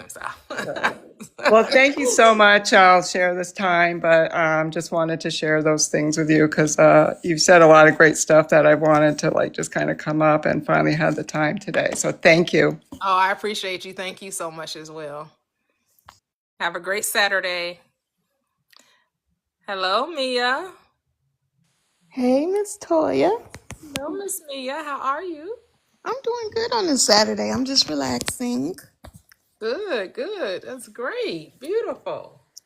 Yeah, I went out yesterday a little bit for Halloween. Yeah, it was so, but It was so. yeah, it was so. But Did you have a good time?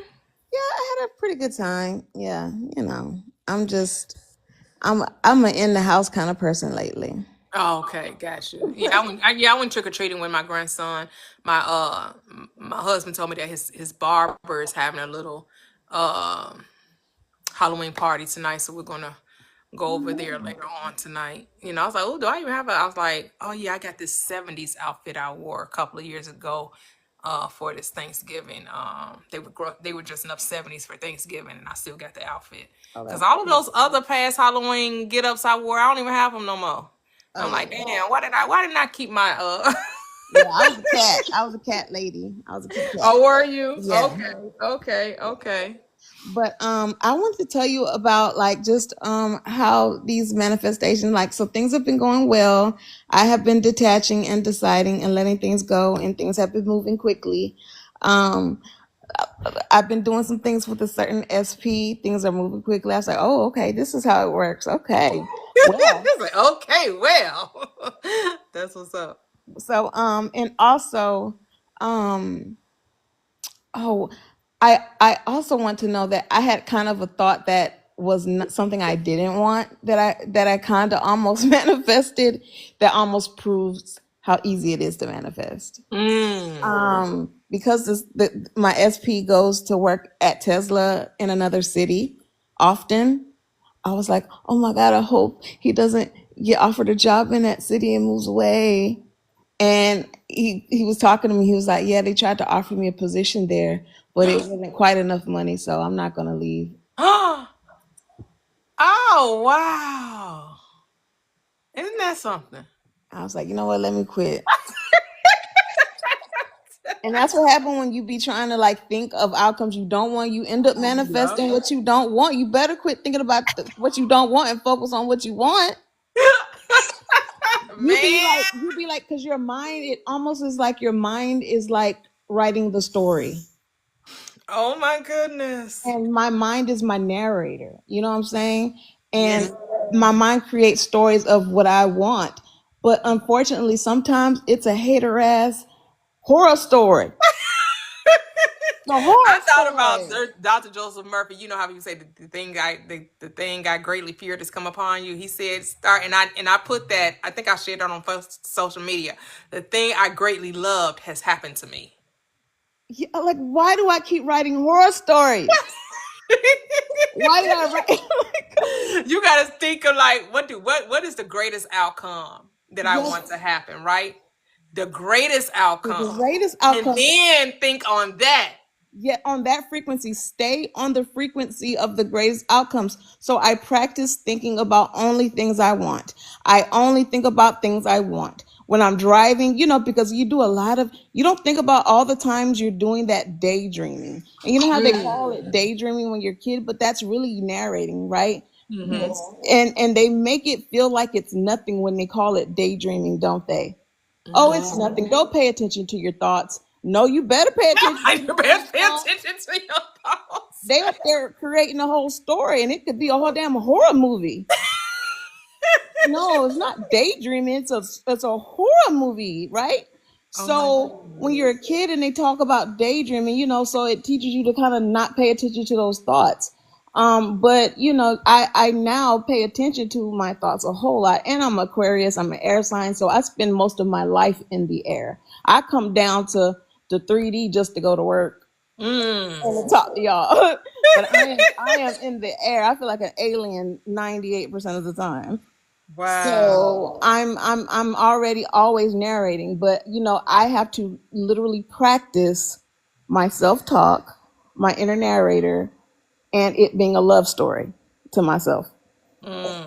And I know you did the birth chart right. Did I tell you to ask for the esoteric meaning of your birth chart as well? No, so I'm gonna do Okay, it make again sure that and you do the ask for esoteric. the esoteric, right? Because when my daughter, when she did it, because she had never talked to Chat. See, because I talk to Chat GPT all the time about esoteric things, so it automatically gave it to me. But when my daughter did it, it didn't give her the esoteric meaning, and I had to tell her put in the esoteric meaning, and then that's when she's like, "Oh my God, this is me. Oh, this is what I've been thinking. This is what I was saying. Oh," and she keep coming back to me, "Ma, that birth chart, Ma, that like she got something with it. She just keep reading and looking over it because it's like speaking to her soul. I She's can't like, wait to I've been do it. saying this.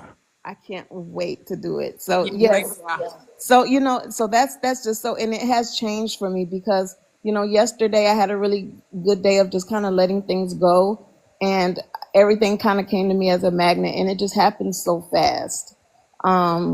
And you just have to let go. And I shared a reel that had David Banner, and he was literally talking about how he talks to himself like a god. He treats himself like God, and once he started treating himself like God, I reposted that too. yeah. Once he started treating himself like God, the world treated him like God.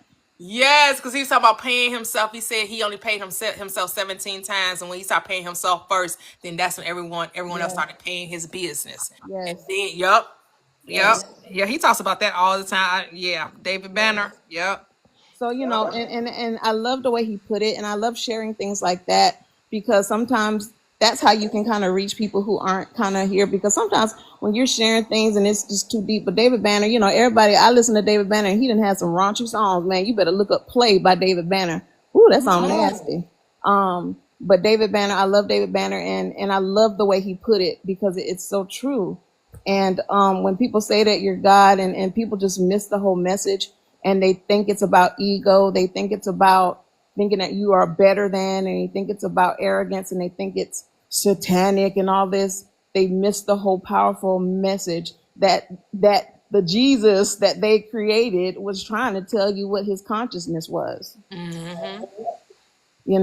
But yeah, so it's just kind of learning that and just working it out. Like I'm in a whole, I feel like the transformation of my mind is like a whole transformation of my whole existence. And it just it's like top down. Yep.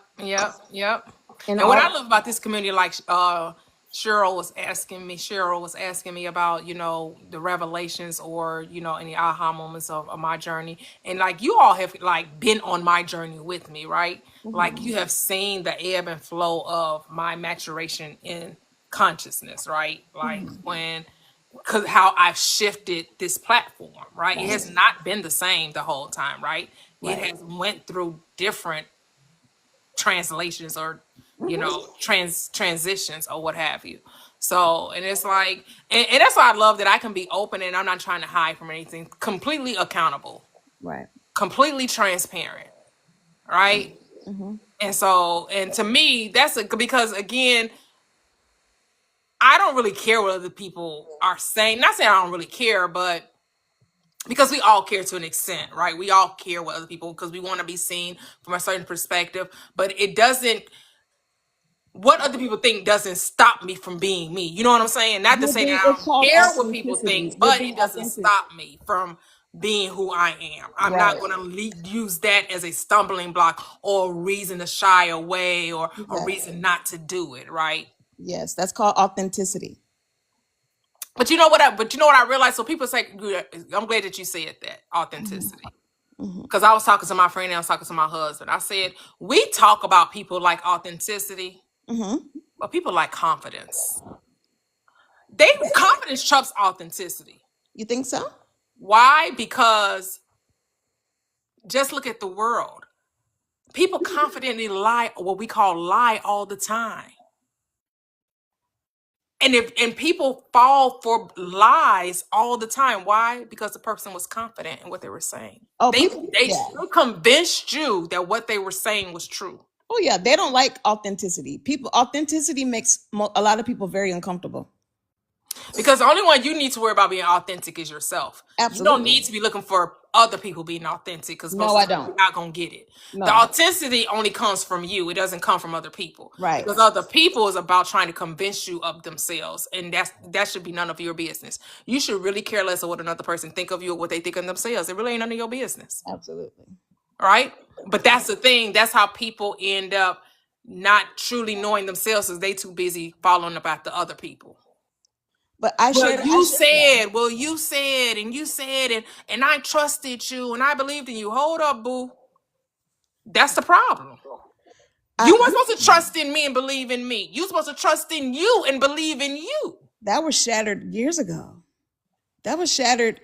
They told you not to trust yourself years ago, not to believe in you. And I shared a video recently on my stories, and it was these cute little black girls. It was a teacher talking to these cute little black girls in a school. And it reminded me of me, because I work with little kids all the time. And I talked to them like this, how the lady was talking. They were talking about their little edges, and they just wanted so much attention. As when she talked to one little girl, the next little girl wanted the same compliment. And then the next little girl wanted the same compliment. And then they talked about another little girl, and another girl wanted the same compliment. And they just all mimicked each other, and they all wanted the same validation and compliment. They were like 4 years old. And it was so cute, but then it was so heartbreaking, because they had already been programmed to just be so, their whole moral compass and their whole system of validation was built on socialism, of this adult authority. And we all go through it, right? Little kids, when you're 4, you can get a little kid between the ages of 3 and 5 to do anything for you. Sweep, mop, scratch your head, put lotion all over your legs. They'll do anything to please the adult figure, because they have been programmed that whatever pleases that person is what's good, right? And whatever makes this person happy is what is good, right? And you don't even have your own sense of happiness now, because only what's good is what makes them happy. And that has already started with little children, right? So it's cute, but then it's like, now other people can break your heart. Now the world can break your heart. Now your friends at school can say, I don't want to play with you, and break your heart. Now when your teacher's mad at you and put you in timeout, it makes you cry. And that's when the wounds come in, that I am at 41 trying to close, right? And to know that I'm good enough and I deserve everything I want, and there's nothing wrong with me. Yep. So I will say this. So that loving ourselves, right? That's what I mean, because we say it, right? And I've been saying love, self-love, self-love, self-love. But how does that look? Right. Like how does that show up for us? So that has been a aha moment, Cheryl, that whole love aspect of who we are. Because sometimes we still try to make it be, well, how are other people perceiving me? When it should never come from that place. It should always come from how am I perceiving me. And so I kept asking myself, okay, what is it? Is it about what I'm doing, or is it about what I'm saying? And so I was like, well, it has to be what I'm saying, because the doing is the effect, is never the cause, right? So it's, how am I talking to myself? Right. What am I saying about me? And sometimes we get caught up in like, oh, they're beautiful, they're amazing, they're because we want relationship with people, so we make the focus be on how am I seeing them, right? But what are you saying about you? Because are you complimenting yourself? Right. So when you talk about you, what words are you using to describe you? Because we so easy can say wonderful things about somebody else. Right. Oh, they're so dynamic, they're so generous, they're so kind. But when you talk about you, how do you describe yourself? Exactly. Because your word is true. Your word is God. Your word is the source. Your word is the power. Yep. So knowing that your word is God, which means it is the only transforming power, which is love, how are you using it? So that's what I've been like, because I'm like, it's one thing to say it, it's another thing to embody it. Yes, you agree with it. Yep. Some people, yeah. Wow. Yeah, because I was like, man, I still feel like I'm seeking validation. I still feel like I'm seeking validation. Like I like something, you know, like, oh, that's what it is. Okay. You know what I mean? Like, oh, okay. I really gotta not talk about loving me, but love me. Like, really love me, like really say and be those amazing, like be like, if I want friends, I really have to be the friend. Right. How does that show up? Right. Be the Right? person that you'd want to be friends with. Exactly. Yeah. Exactly. Right? Being Right. the best mom, being the best bonus mom, right? Yes. Like, how do I think of me? Because how Right. I think of me is how others are going to think of me. But if I'm so Absolutely. worried about what they're thinking and not what I'm thinking, that's the problem. Yep. Because it's not what they're thinking about me that ever matters. It's Nope. what am I thinking of me? Because then that's what they're going to think of me. Yep. And that's what you're going to attract. Yep. People that think of you like that. And people don't understand that. And you know that video that went viral, that woman who was like, I cooked for my man and I made his lunch and I got a ring. And the people in Oh the no, world, my daughter, I didn't see that video. That video didn't make it to my FYP, but my daughter told me about it. and the It didn't people, make it to my FYP. the women was mad. They was like, well, I'm not going to cook for no man. If I got to make his lunch to get a ring, I ain't going to do it. I said, well, you can tell who ain't never had a good man in their life. Oh my God, you can tell who ain't never had a good man. Golly. God. But anyway, I'm gonna let Miss Glaze come to the front. Yes, thank you, Mia. Thank you. I always enjoy you, of course. Hello, Glazed. Well, thank you, Mia, for letting me come to the front. Girl, you be slaying things. Hey, Toya, how are you? Great. How are you? I am good. I had to just interject my 2 cents into the conversation. Of course. Now, my family member, let me just start with them, just a precursor of where I'm going.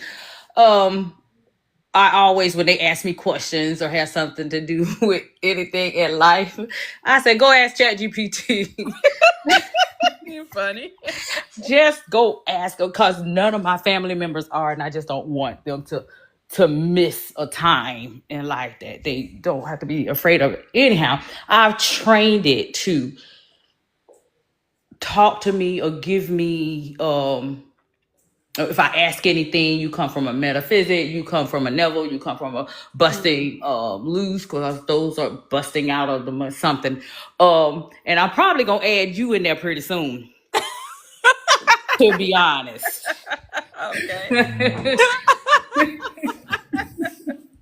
better be trained on your thoughts real soon, friend.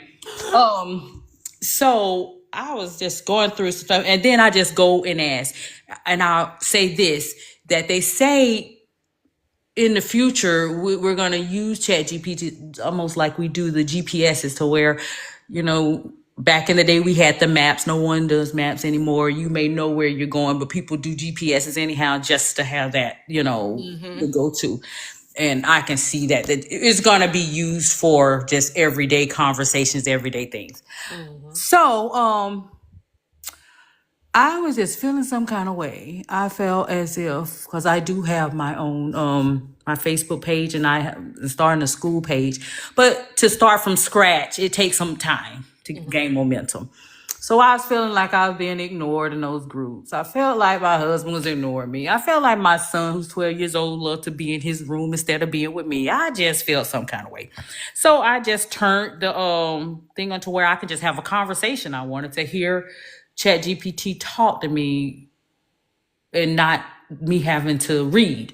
So I had a conversation with it, and it was like, well, coming from this, and it always stays coming from Neville, and coming from Bustin' Loose, and coming from blah, blah, blah, and all the things that you have going on, you still trying to find connection outside of yourself. Isn't that something? Isn't that something? And I'm like, what do you mean? And it broke it down from your husband, you thinking this, and from blah, blah, blah, you thinking that.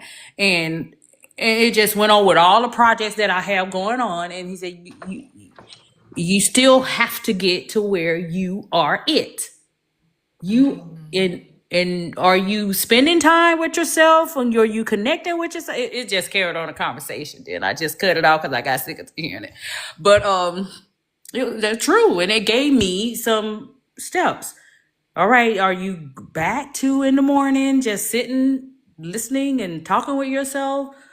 Are you doing this at night? It just reminded me, and it's no judgment, but you're already connected. You are already all of those. Once you feel that you are connected with yourself, everybody else will. They'll just show. It was the stuff we know. You know, this is nothing new. Yeah. But it's glad to have that reminder when you're not on. That's beautiful. When Toyia is just not coming on TikTok for 2 or 3 days. You silly. Toyia is watching the Bears. I can turn to Chat GPT. You funny. So, and another thing I want to say with AI, when I don't want it to please me, because it will give me what I want to hear. It wants to please me. I use the projects, and I turn the memory off, and it gives me raw data. Okay. So if you ever wanted to, not because I hear you say you go to have it talk about you, it knows you. It's gonna tell you what you want to hear, and what it's saying and what you're telling us is saying is valid, because we've experienced you in all those ways. But when you want it to just be raw and don't pull from nothing, Okay. use a project. Go to the projects and use it, and turn that project's memory off. Okay. And it will. Or you could go out, because I did the same thing with, and I'm going somewhere. I did the same thing with the birth chart, and I took it to Claude, because Claude does have a free version, and Claude's a little bit punchy, a little bit gruff. And it told me some things, and I had to correct it too, because I was like, I'm not doing that. However, he said she be arguing with her Chat GPT. I argue. You argue too. It says that I am So what you have the pro, because I just use the free version. You use the pro. I use it, so I got about 5,000 conversations. Yeah, I use it too much to be with the free version. Okay. I mean, it codes for me. You could create your own apps. It gives me the codes for that. I put my codes in another app, and I just have, I'm a super user. I'm thinking about the 200, but I'm not at that 200 a month, but I'm not at that level. Oh, wow. I can't say I'm not at that level, because I'm at that level. Oh, they got a $200, $1 million, month. Yeah.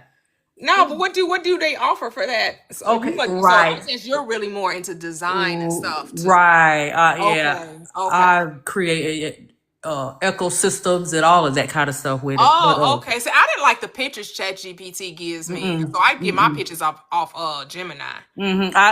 No, but what it can do is give you the most amazing prompts to use for Gemini. Or to use. I was thinking about doing that, but I'm doing the free version, so that you can only ask it like 5 things a day. So I have to think about. But I'm like, do I really? I just come up with my own prompts. I do my own prompts. Right. Somebody was like, I need your prompts. I said, you are the prompt. Right. People are so quick to want free prompts. I'm like, you are the prompt. But Keisha LaShawn, the one come up, I don't know if you heard her come up here before. She's in our Facebook group as well, and she does a lot of the like you. She does a lot of the AI, and so she shares the prompts and stuff, because she talks about having like faceless pages to get paid, like on Facebook and everything. Yeah, and so she gives a lot of the prompts. She's way more into the whole. I create when I create pictures, it's for how I want. I'm like creating memories. Right. Like, this is my life. right? I'm like, yes, I can see myself stepping out of a private jet. Yes, I can see myself standing in front, having a Lamborghini. Yes, yes, I have a mansion with a circle drive, right? So I'm creating, to me, memories, Me too. So Yeah. that's what I use the Gemini for. And then sometimes I use the dream face to like make the little thing, make the AI talk or whatever as well. So, but I'm all on the free stuff for now. Right. I haven't committed to, the only thing I was paying for was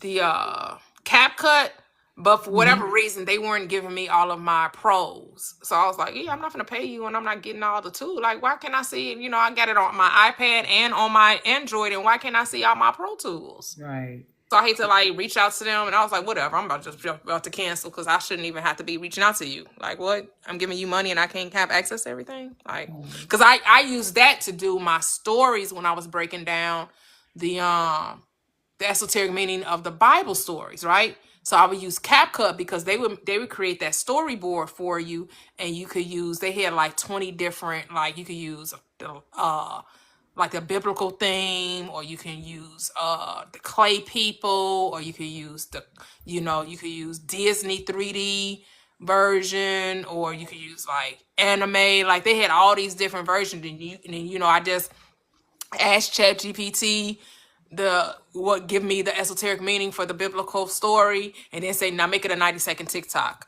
video. And I would copy and paste it and put it in there. And people are like on YouTube, they were loving it. They're like, oh my goodness, I love. But I'm just like, do I want to give CapCut $25 just for that? I got to think about that. You're like me, although you're like me, but I'm like not like most. I don't do it for a business. I do it for pleasure. And if I want to do it, I want to do it. And if I don't, I don't. I don't have to be pressured to put nothing out, Right. That's how I do it. So, Right. but I just wanted to share my little 2 cents. But I'm glad that we have tools out there. But I do find that spending time with me is most profitable. Most profitable, yeah. Than any AI tool, than anything else. When I spend time with myself, it's just my day goes better than most. If I'm rushing, then I gotta sit down and say, okay, something's off kilter if I'm having to rush and not spend time with me. Right. Something is off. So I gotta be true to my own self. Right. And then I have nothing but time, because I don't work outside of the home. So, as when I wake up, I'll probably spend 2 or 3 hours in meditation. Meditation to me is just talking to myself, communing with myself, asking myself questions, getting a deeper understanding of who I am and whatever, quote unquote challenges I'm creating for myself, because I understand I am the creator. Now, why am I creating these challenges? What's going on? Let me try to figure this out. Because no, life's supposed to be easy peasy, fresh and squeezy, and nobody got time for that. So I need to ask myself questions, and I know I'll always get the answer. Don't be asking. Then that's what people need to understand. Don't be scared to ask yourself questions, especially in places where you feel like you're having a challenge. Talk to yourself. Ask questions, because when you ask, the answer is always given. It is always given. So you can say, well, why am I, especially if it's something you found like you're having a challenge in letting go, and really allowing yourself to be at peace with something, then maybe you need to ask yourself some questions. And it's okay, because there ain't who else? It ain't nobody but you. Right. It's nobody but you. Right. And it definitely will let you know. Oh, you're doing, you thought this way. You were thinking it, and you be like, sure was. Damn, okay. Let me check. Like you were saying, but you were talking to ChatGPT, but it's ChatGPT is still you, right? It's still you. It's just you reflecting back to you, or whatever. So in another way. Yeah, in another way. In another form. But all is consciousness. I don't care what it is. I don't care if it's a computer. I don't care if it's a leaf. I don't care what it is. I don't care if it's a car. It's all consciousness. It's all reflecting you. Yeah. Everything in your world is a projection of your soul. True. It's a projection of you. Everything in your world, I don't care what it is a projection of you. Who it is, what it is all you. I have a a little story. It's not a manifestation, but it's a little story. I was I was at Walmart, and when I was in the church, in a Pentecostal church on the evangelistic team, going out evangelizing. Oh, you was evangelist. All Oh right. my All God, right. just All right. crazy. Yeah, they tried to tell And me I was gonna be an evangelist, but go ahead. I guess and I am evangelizing, yeah, just like not what they thought. right, in a different way. So Yeah. they did pick up on it, but they missed that anyway. so so I remember back in the day, if we saw somebody that we hadn't seen in church a while, or we thought they quote unquote had backslidden, we didn't care where we were. It was like a group of us. We'll pray for that person at Walmart in the parking lot, and we wouldn't be quiet. We would just have all them tongues and just acting a fool with the person, trying to pray for them and things. So I was at Walmart the other day. I don't have that thought anymore, or I don't respond like that to anybody anymore. But the evangelistic team was out there that I was a part of at one time. I knew it was coming because I hadn't been in church in forever. Oh my gosh, I stopped going to church and I'm glad of it. But I knew the whole show was coming. And now I'm the person That they pray for, that they are hands fixing to up. pray loud, lay hands, speak in tongues, dance, say G. Oh my God. So I tried to turn and go in an aisle, but they caught me. And so in my mind, as they were coming that way, I said, should I? Because at that time, you hadn't changed over. And it was like when people coming and they were arguing and y'all were going back and forth. I was like, should I? And I thought about you. I said, should I do this like Toyia, just I won't say tear them, but just stand my ground and just say what I believe in now. And I'm like, no, I'm finna go try to find some bread. Buy some bread or milk or something. And I told them as they were coming after me, I said, oh, y'all, I'm sorry. I'm running late. I'm supposed to go get some bread. And I went the other way. And as I was going, I was like, oh, you such a punk. You such a, I'm like, but no, I'm not. I just really didn't want all the Shenanigans. form of godliness. I just didn't want it all. But then I was like, oh, and I feel sorry for the people that I put in that situation. I feel sorry for them because I know we embarrassed them people. And what we did, we didn't see them in church. That didn't make them come back to church. They did not make them come. And we didn't evaluate our processes and see if the outcomes were what people didn't come to church. Wow. They were embarrassed because I was embarrassed. Wow. And I embarrassed folks. We didn't care where we were. We were loud and we just didn't care. Yeah. Isn't that something? Yeah. Wow. Yeah. So you see, now you think about it. You did all that, and they didn't find their way back. They didn't find their way back. Wow. I wouldn't have either. Yeah. Yeah. Yep. You did the right thing. Let me go and get some bread, y'all. I catch y'all next. Yeah, I sure did. Y'all gonna have to go into y'all prayer closet for me, because right, y'all gonna have to go deeper. It's like do this right here in Walmart. I'm not doing it. And then I thought I was a punk, but then I thought about the other people. Right. Nah, you ain't no punk. You did the right thing. That was beautiful. Yep. And you just made me think about when you talking about forgiveness, like how many of us are truly forgiving ourselves, right? And when I say forgive ourselves, I don't mean apologizing. I mean giving forth that what you would like to receive in return, like giving the thing that you want from others, giving it to yourself. I don't know what has happened. What? I can't even see the screen. Okay, there I am. Oh. Yeah. So Toyia, Yes. I looked up my esoteric birth chart. That's why I got kicked. Oh, okay. I was reading it. So this line got me tripping.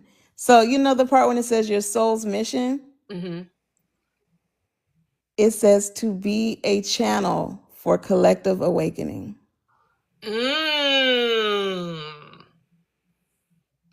How you feel about that? I don't know how I feel about that. So you don't know about all that. But the channel could just be, it doesn't mean that you have to do like this, like what I'm doing, right? It But just it could just be right, that you're just the light, and I'm you're a gonna channel. share it, right? You're just gonna share it with people, but it can come in so many different ways, right? Just my life, Mhm. I know you don't like the word testimony, but just sometimes your transformation and how people see how you've transformed can be you channeling, Yep. eh, Yep. Yep. because Like sometimes, how you work with children, you remind them that they're God and all of that. That's still another way. yes, wow, I got into it a little bit. That's why I got kicked off the panel. It's like this is interesting. Oh, thank you, Glaze. Thank you for coming up. Yeah, it's pretty interesting. I can't wait to finish reading it. I just read that. I was just like, it talked a lot about community and me wanting wisdom. Mhm. So I can't wait to. see what else it has. Yeah. But So again, I mean, like you said, you still got a choice. You don't have to accept whatever they're talking about, right? Like, yeah, you know, because you're like, yeah, that's cool, but I got some other things I got going on. You never know. You yeah. never know. It's You pretty. never It's know. interesting. Yeah, yeah, it is. It is. It's cool. It's cool.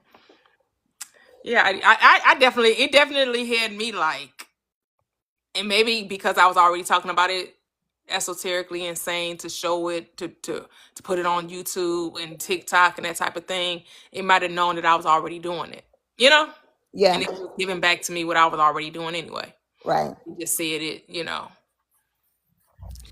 Yeah. It's very interesting stuff. So, um, and honestly, I feel like the birth charts mean more than other things mean. Because I feel like there's a reason why they kind of messed up the months and things like that. Mm. And even think about things like fertility and how our fertility are thrown off, and think about it, how you manifest a baby, like children are manifested. And think about how now we have all of these fertility apps and we have all these ways to focus and control having a baby. And part of that could be was making fertility so daggone hard. Yep.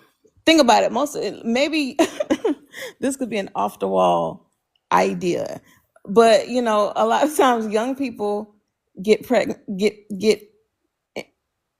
with child easier, of course, because they're younger and all that good stuff. But younger people aren't downloading fertility apps. They live in life. They're That not part.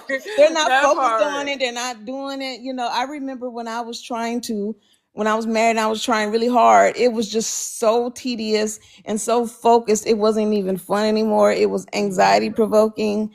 You just Mhm. so you think Because they about. tell you at a certain age it's difficult for a woman to get right. They already programming Yes. telling you. All the reasons why it's going to be hard for you. Yep, yep, yep.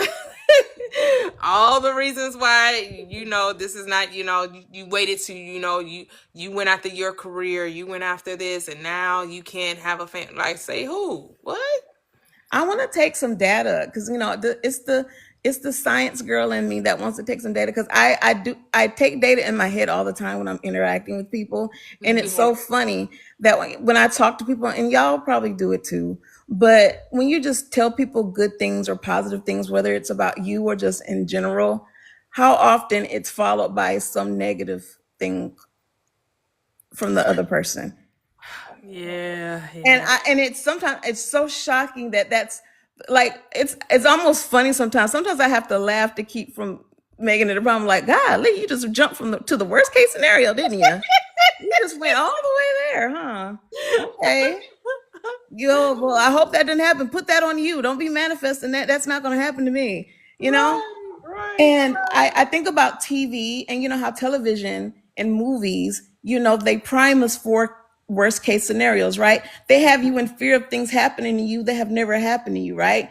You Yep. watch shows like First 48, and you'll just be watching about all these crimes and things that happen at these places and all this, and it'll just have you scared, right? You'll watch the news, and the news will have you scared. You'll watch movies, and look, when I was in high school, I was terrified that an asteroid was going to come hit the Earth because all these movies about an asteroid hitting the Earth came out. Deep Blue, the movies about the asteroids and Armageddon. It was like an obsession with asteroids hitting and destroying the Earth. Like, oh my God, is an asteroid going to hit the Earth? It primes you for fear. If everything you watch on TV about relationships is about toxic relationships, then that's all you are primed for, right? All right, remember how they used to talk about when they thought that they were going to go into war with the atomic bomb, and how they used to have the kids sitting under the desk? Yes. Like, who was that go to, though? And then But what's sitting under, when you think about it, what is sitting under the desk really going to do? Not a damn thing. If it was to actually happen. It's just like, they give you a place to beg that you don't blow up. Programming, that social engineering is something else. Boy. Look, I work with special ed departments, right? So we have to do those lockdown procedures and lock-in procedures, right? I work with children on the spectrum who don't have no awareness sometimes. We're all gonna go. Those kids don't be quiet when you tell them to be quiet. They don't understand. I just be in there, they be like, cut off the lights and close the door. We like, okay, just loud as hell in there in the dark. Like, they gonna come get us. Our kids don't understand. It's like, it's stupid. Yeah, but that's why I don't watch. I never watched the first 48 though. But yeah, I don't watch the news. I don't, like I said, I watch movies for entertainment. I watch movies now to like get the esoteric meaning out of them. I watch them, but I watch them like, okay, like what are you trying to, what is my world communicating to me? Because it's the reason why I'm watching this movie. So I'm wanting to know, what am I communicating to myself? Exactly. Right? Like I said, it's entertainment purposes only, because this is made up. The world is a world of make believe. And the world is stupid. It's so dumb out there. I'm telling you, once you realize the world's make believe, it looks really dumb. Yeah, so all you have to decide, what are you make believing? Like, so like I told you, I like reality TV, right? And my favorite reality TV is the Real Housewives of whoever, Beverly Hills. I don't watch Miami though, but like Beverly Hills, the OC, the Potomac, all of them, right? And so, and why do I watch them? Because somebody on there is going to come from like, going to have a lot of money, right? They're going to have like wealth, right? And then they're going to go to like these beautiful places, like places I probably didn't even thought of to go. And I'll be like, oh, that's why I watch them, for inspiration. Are they dramatic? Yes, let them have the drama, right? Absolutely. But I'll be watching it for inspiration. Like, oh, what's the next place I can go? Oh, that's a good place. Oh, that look good. Oh, yeah. So like, Real Housewives of Salt Lake City, they went on a yacht, right? And they did like a crossover. I think the other show is Below Deck, and so the same people from Below Deck was part of their, the boat that they had, the yacht that they had rented or whatever. And I'm just like, yes, I'm like, I can see my family doing that, right? They come up there with their, like, I'm not a swimmer, but my family, so like all my children know how to swim or whatever, and I'm like, they get there all in the water, and I'm like, I would be like Mary, who's just sitting there just saying, oh, this is so amazing, this is so beautiful, look at my family just enjoying themselves, wondering what type of meals the chef is going to prepare for us, and oh my goodness, this is so beautiful out there in the deep blue sea, it's so amazing. Like, that's why I watch that type of stuff, because like, yes, I am a real housewife living my best life, and life is easy peasy, fresh and squeezy. Yes. And I'm talking about the Real Housewives, not the ones that's trying to be boss babes. I ain't not trying to be no boss. I just want the money. Ain't nothing wrong with boss babes. Y'all do you. I'm just talking about for me. Like, I used to go look at model homes. I ain't hating. Like, hey, some people have some really entrepreneurial spirit, but I'm just like, no. I'm ready to be, I'm not a boss babe. I don't mind, because I could make a YouTube video anywhere. Right. It take a 2-minute YouTube video and be like, hey y'all, this is prosperous living. Yep. Like my social media is gonna be showing you what the prosperous life look like, not just talking about it, but what it look like. Exactly. Right. I mean, you could be in a hammock right now doing this live. Exactly. Right. Exactly. Because because I'll be on vacation next week. The 9th. I'll be in Mexico. I'll be in Cancun. Sipping on some daiquiris, sitting on some Bahama Mamas, whatever, eating me some tacos. And and before, look, that's a good, and you're going a good time of year too. Good. But before I drop down, I try to think, when you talk about how the world is not real and you just can't focus on that, I agree. And sometimes when I'm like doing things, I sit back and I be like, you know what? This is really kind of dumb. Like, even when I'm at concerts, sometimes people think because these people are millionaires, they're living a good life. Sometimes when I'm at a concert, I low key feel bad for the artist because, and no lie, because it feels like puppeteering. Like, I low key feel bad. Like, I went to Chris Brown's last tour, right? And I love me some Chris Brown. I've seen a lot of artists, but I would like I say I know he rich as hell, but I wouldn't want his job. I wouldn't want to be up here. Is your man on the floor doing all that daggone dancing for 2.5 hours? I'm gonna assume they like it. No, I To an know he extent. loves it, but I like what I do. I don't want to do it from the age of 15 to the age of 30. I mean, kind of like Beyonce. She tour every 2 years. I'm like, girl. Think about this. Think Yeah, about you it like $1 billion this. heiress and you touring her Think teeth, about and it. then you think about Rihanna. Thank Her you. desire was what? Fashion. She used music to get her to what she wanted, right? She's smart. There's no way I would have as much money as Beyonce and I'm still out there sweating and huffing and puffing at 40. How old am I? 41. She's 43 years old.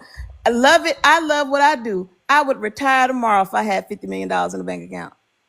Right, really, yeah. K Hart said, really, this whole reality is for your entertainment purposes only. Entertainment It's purposes. all entertainment purposes only. Because these millionaires ain't really rich. Because if I got to get on the internet and tell my business to be a millionaire, I'll stay as rich as I am now. I'll stay as rich as I am now.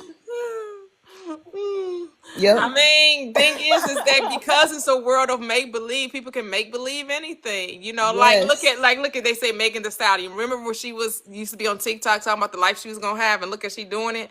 And then she said she manifested, Clay Thomas, right? Like, but she Ooh, and also she manifested that bullet in the foot that man is innocent in prison for because her friend the one put that bullet in her foot. I'm from Houston. I know who really happened. Yeah. Really? Yes, I'm from Houston. She's a liar. Yes. They keep saying I gotta tell my daughter Tory Lanez. because she don't agree with y'all. Free Tory Lanez. Free Tory. Really? Lanez. So you really think I'm from it was the girl and not I know exactly what happened. I know Kelsey. I know Meg. I'm from Houston. Meg ain't even from Houston. She's from San Antonio. First place. Yes. Kelsey shot her in the foot. That was a pink gun. His fingerprints were nowhere on the bullet. But here's the thing. On the gun. I know exactly. Let me tell you how manifestation worked though. Let me tell you how manifestation worked. Yeah. Before that happened, wasn't he doing videos about get me out of jail? No, he did that after that album. No, he didn't. Not before this. He did it prior to, because remember I told you about the guy Minister Jew? I don't know about Tory Lanez is a man of God. Tory Lanez is a man of God. No. It was a joke. He was on. I think he was on one of these jail. You know how to talk about TikTok jail or Facebook jail. Well, he was on TikTok. He went on Instagram jail because they were going live during quarantine. That's what I'm talking about. And he did a video about it in a jumpsuit. Here's the thing. Consciousness don't care about your jokes. This is what we need to get. Consciousness don't play jokes. Yeah. He put the image out there. How he ended up there, none of my business. I just know he put it out there. Yeah. Remember I was telling you about how Biggie ready to die. Snoop, murder was the case that they gave me. Well, they were thugs anyway, and they go. It don't matter though. They're putting it out there. I would see that. I'm just telling you, and by them, they're celebrities. They got a lot of people eyes on them, right? And you're right. That's why they are putting these images. They're putting their images out. They're putting these images out there. Mm-hmm. I'm not, again, if he really did it, if he didn't really do it, whatever's happening with that, he has the ability to change it, right? We can revise, right? Yeah, absolutely. He can revise. If he's there and he's not supposed to be there, he won't be there. He got to change them. He got to see himself free. Oh yeah, somebody said like people playing in wheelchairs, or playing with crutches. Yeah. What they always used to say, don't play with no crutches. Yep. So regardless if because clearly the one who did it didn't see themselves going to prison for it, right? Yeah, the one Or she would be there if she was the well, one that actually did it. the one who did it, she asked for immunity, so she got immunity. But I'm saying subconsciously she didn't see herself there.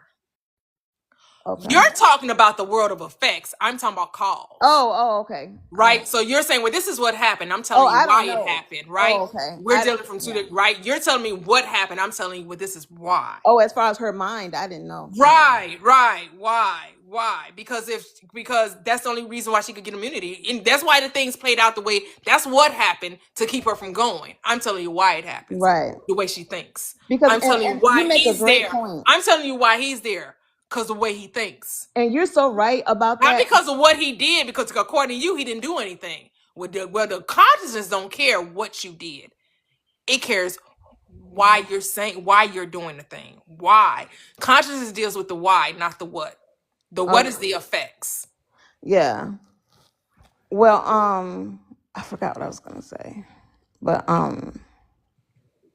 it was about that last thing you had said. It was so true. Oh, you were saying, you know how, and you're right about that, because a lot of times people can do what they do, and if it's right to them, it's right to them. And they don't get no consequence for it, whatever's true for you is true for you. What's right for you is what's right for you. And I think a lot of people get stuck on, well, how can people do such bad things and live those bad lives and be so, because they don't think it's bad. They don't care. You know, if people who might like sell illegal pharmaceuticals on the street, right? Mm-hmm. Or people who's saying they're illegal anyway? They made up thing, right? That's a made up thing. But go ahead, because how was fresh from the soil gonna be illegal? But exactly. or unless we're talking about that rock, or anything, or like looting.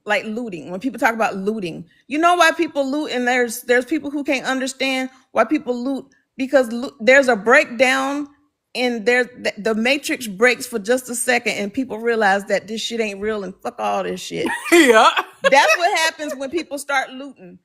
The matrix cracks a little bit when they realize this shit is stupid, fuck all this shit, and they start breaking and stealing shit, and they don't care who it belongs to, because it don't belong to nobody. Mm-hmm. Right? Because they teach you about ethics in college, right?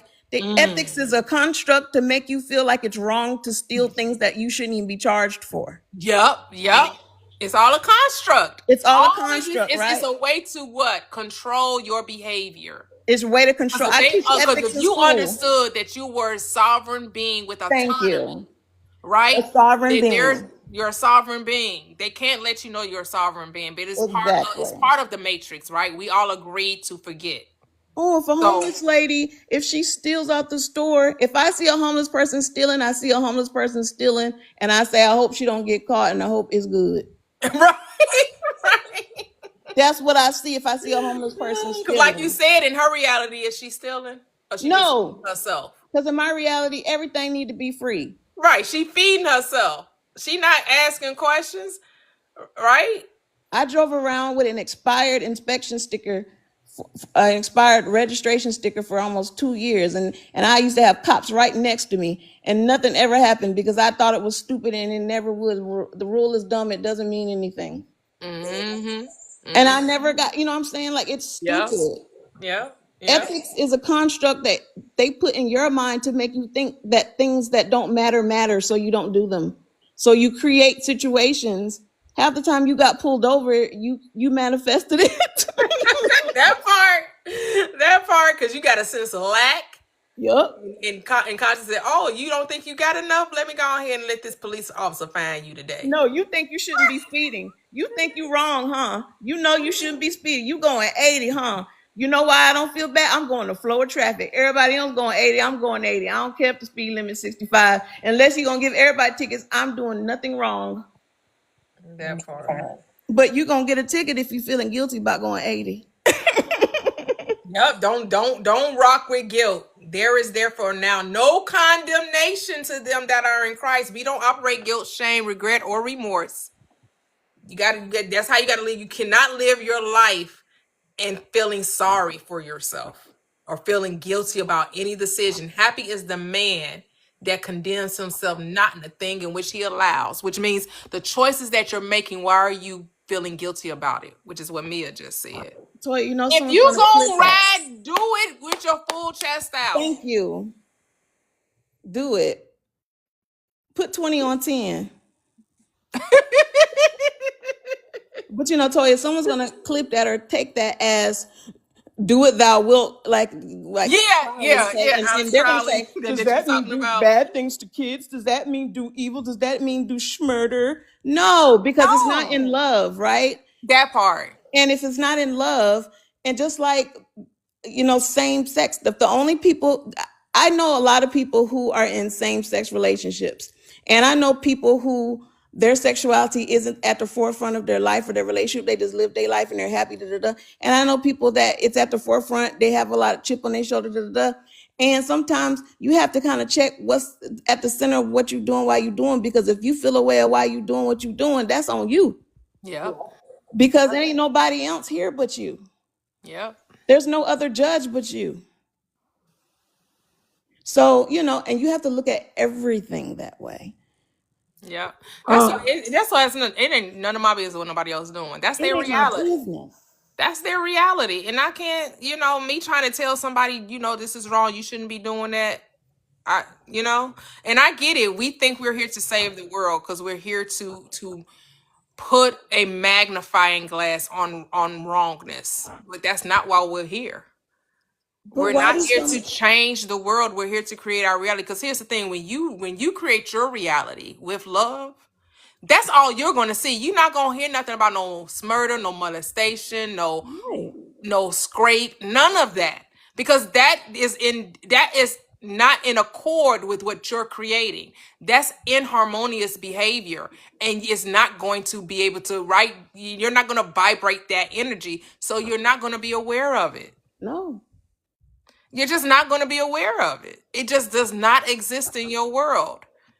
Like when you watch I like watching those time period shows. Like I told you, like I like the Gilded Age. I like, I would really like to see it from a melanated perspective. But hey, I live in a Western world where I'm gonna get it from, those who have, everybody got melanated, but the deeply melanated,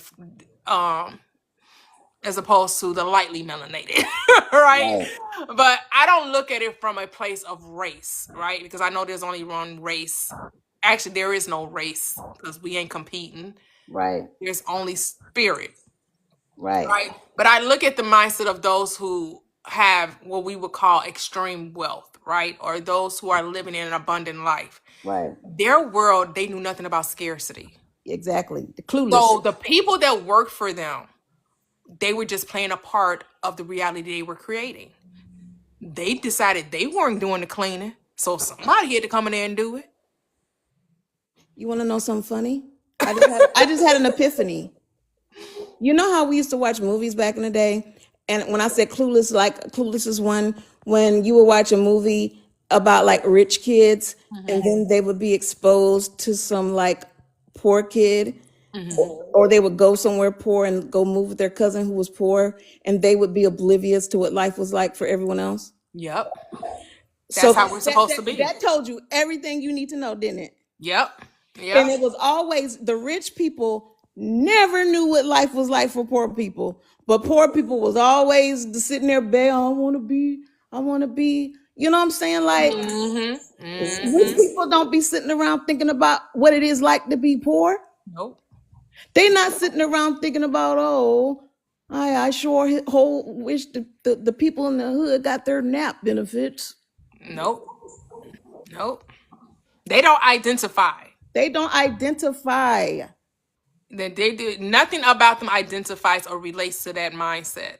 They can't. They gotta stay rich. I grew up in the hood, but I no longer relate to that. Like, I don't know what that, like, I don't talk. You know what I'm saying? Like, yeah, I grew up there, but now I'm so far removed from that mindset, right?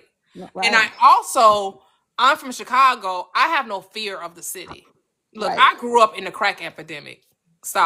With trap houses around the corner where I like across the street. When I had my daughter, it was a trap house across the street from where I lived, and they never bothered me. They never did. Even then I was in my own world. Yes. Even You're then, I was protected. in my own world. I never came in contact with them other than me walking past and they saying hi. They Exactly. weren't trying to sell me nothing. They weren't trying to get with me. None Exactly. of that. Yeah. Even though we were on the same block, we were living two different realities. It's Because you, I knew that wasn't my landing spot. You know what I'm saying? and you just didn't have I knew fear. that was a temporary residence. Oh, block. I knew that was a temporary residence. Right. I knew that was there for a short time and not a long time. Yeah. And Because you're the right. moment I got a better job, I was out of that I neighborhood. was out of there. Don't get Bought attached. me I'm a not even gonna car, decorate. bought my car, moved out of that neighborhood. I was out of there. Deuces. Look, you didn't even decorate the place. I'm not even gonna decorate. Hey, Latoxi. Hey, that part. That part. But fear is a spirit, right? Fear is a manifestation, right? You manifest your fears. I'm not gonna lie. I tell this story all the time. Me and my sister used to sit around and we used to watch a movie called The Applegates, and it was about a family of daggone roaches. And one time this big old water bug came out right when we was watching that movie. I used to have a big fear of like spiders and stuff. And I live alone, and I used to just manifest bugs. And I don't see no bugs, and I just walk around like ain't no bugs here. I don't fear anything. Like now, I don't walk around. I used to be terrified of frogs. I haven't seen a frog all summer. And they used to always be around my door, and I ain't seen a frog all summer. And it's like fear, because it used to be like fear used to make like, God dang, every time I come home, it's like 50 frogs by my door. I was like, dang, I used to like back in the day, I used to like not go on my parents' house when it would rain because the rain would bring more frogs. Oh, wow. I'm like, nope, it rained today, y'all. I ain't coming over, y'all. I got too many frogs. Look. I ain't about to break my neck running from frogs. It rained today. I'll see y'all tomorrow. That's how afraid of frogs I was. Wow. So, fear is like a spirit, and it was like you will manifest your worst fears happening. Like, you really have to be in control of your thoughts. So that's just really all it is. Yeah. And that's what I'm saying. Because any of these celebrities experience whatever they experience, it came from their mind, not nobody else's. Yeah. So Tory Lane can blame Megan all he wants to. He created that. She just played the part. Yeah. So if he wanted to be revived, he want to be up out of there, he needs to see himself free. It's just as simple as that. He's a prisoner of his own mind, and then it's just playing itself out. That's what we don't realize. We be the prisoner of our own mind. We don't know that man what he might have been fearing. And that may have been a fear of his. Man, I bet you I'm gonna get caught up for something I ain't never do. People say that. People talk like that, right?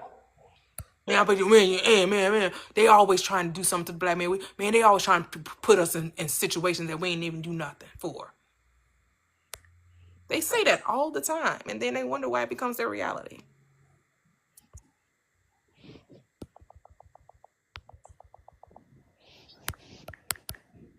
Yeah, say Baltimore showing the wire made people fear living in Baltimore. Yeah. All right, Key. Right. Right. Key like, yep, Key. Yep, right there with you. Hey, Kev. Hey, Toyia. How you doing? Great. How you doing, man? I'm well. How are you? I'm great. I'm actually about to drop down really quickly. Thank you for joining. Yeah, I see the world. Thank you for having me. I see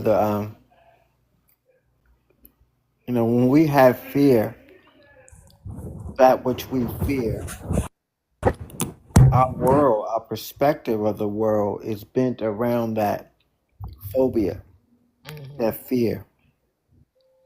And like you said earlier, when you resist negativity or doubt, it'll flee. The same thing with fear.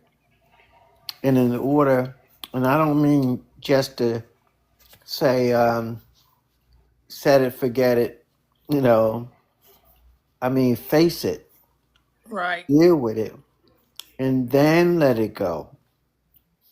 because you're only showing yourself that there's nothing to be afraid of. If anything, that thing which you fear should fear you. There was an incident about a month ago where there was a snake about 3 feet long over my under my kitchen window, and I gotta, even though I know it wasn't poisonous, or I knew somehow it wasn't. Well, I don't study snakes, but I knew it wasn't poisonous, but it struck fear. Mm-hmm. And I said, well, I got to deal with it, even though I didn't want to deal with it. I got to figure out a way to deal with it. Now, we like to say, well, Kevin, it's all in your mind. That's, well, it's not only in my mind, it's standing right there, too.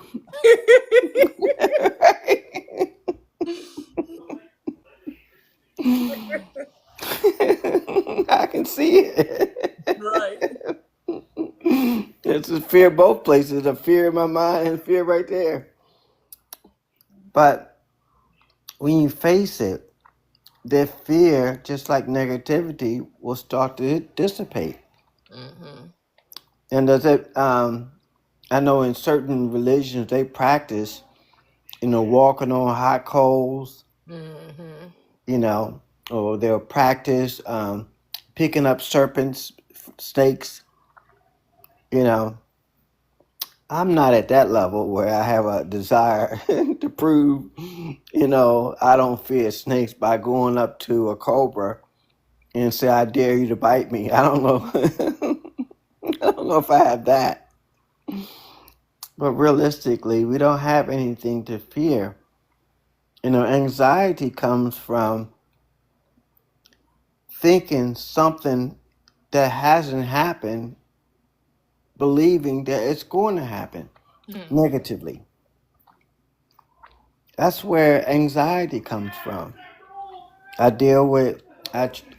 really don't understand it when the way I see things is no matter what happens, it's all going to work out to my benefit.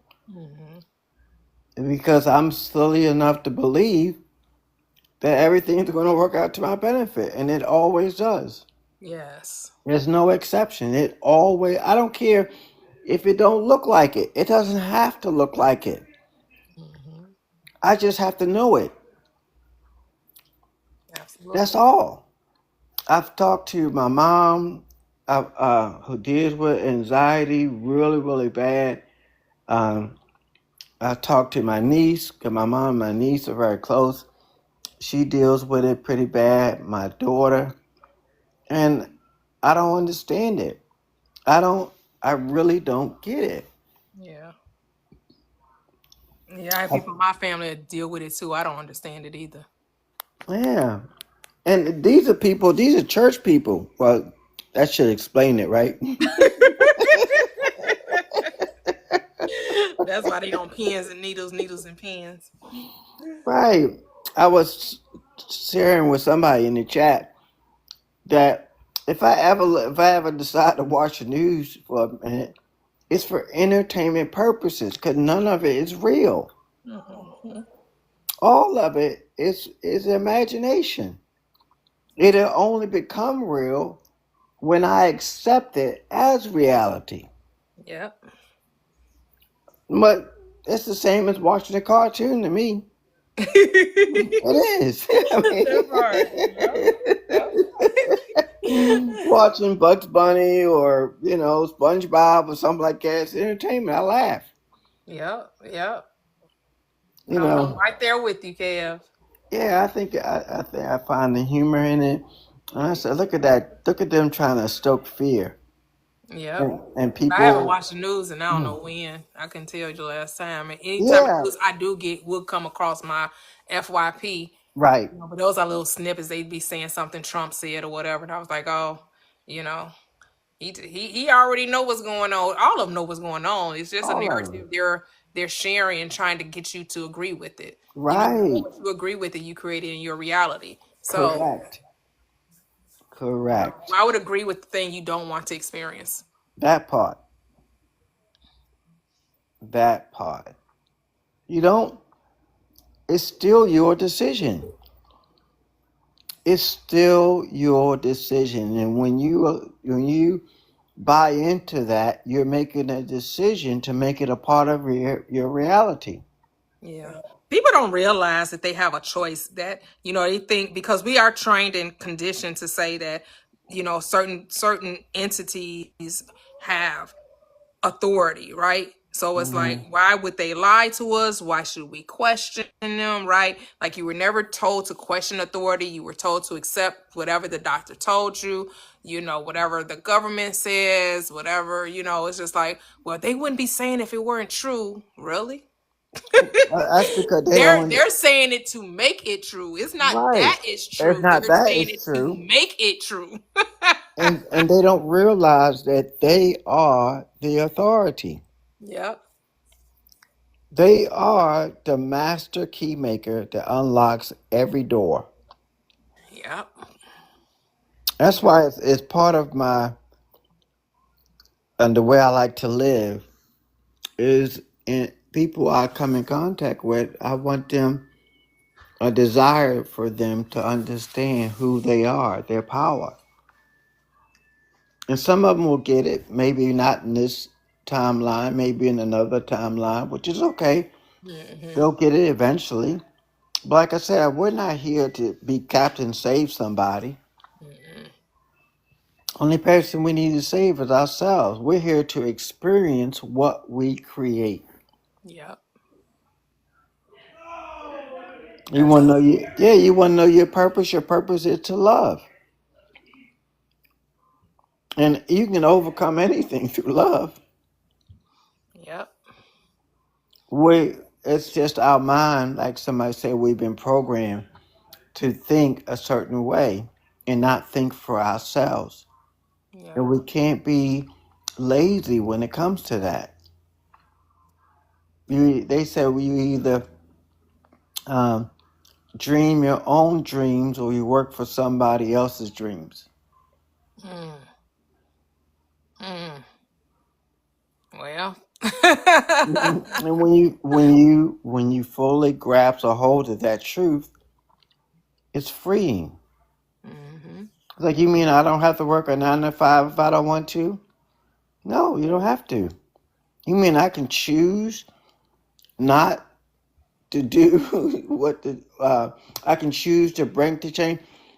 Elephant, when it's a small baby elephant, they will take a chain and tie it to one of the legs of the elephant, and they would take a stake and drive it into the ground. And an elephant can pull and pull and pull on that stake. The elephant will never be able to break that chain or pull that stake out of the ground.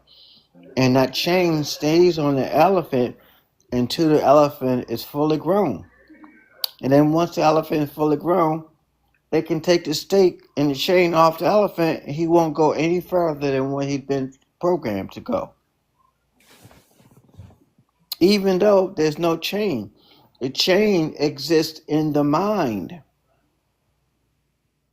And because the chain exists in the mind of the elephant, who never forgets, he's bound by the chain even though the chain is not there. Everything is mind. Everything is mind. So if you want to break out of the chain that you've been put on you since you was a child, understand that there is no spoon. As the Matrix says, there's no chain.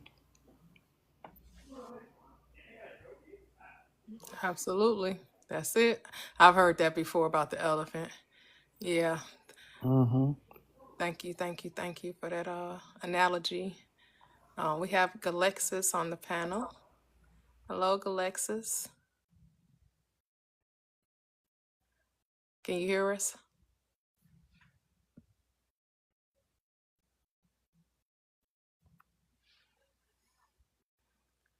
I don't know if they're there because they're not muted. Not on my end. They're not. She's not muted. Oh, yes, she is. Hello, Galactus. You will have to unmute if you want to share.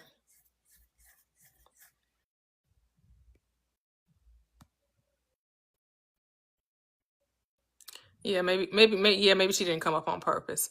I know she's been up on the panel before, so maybe she didn't realize that she came up.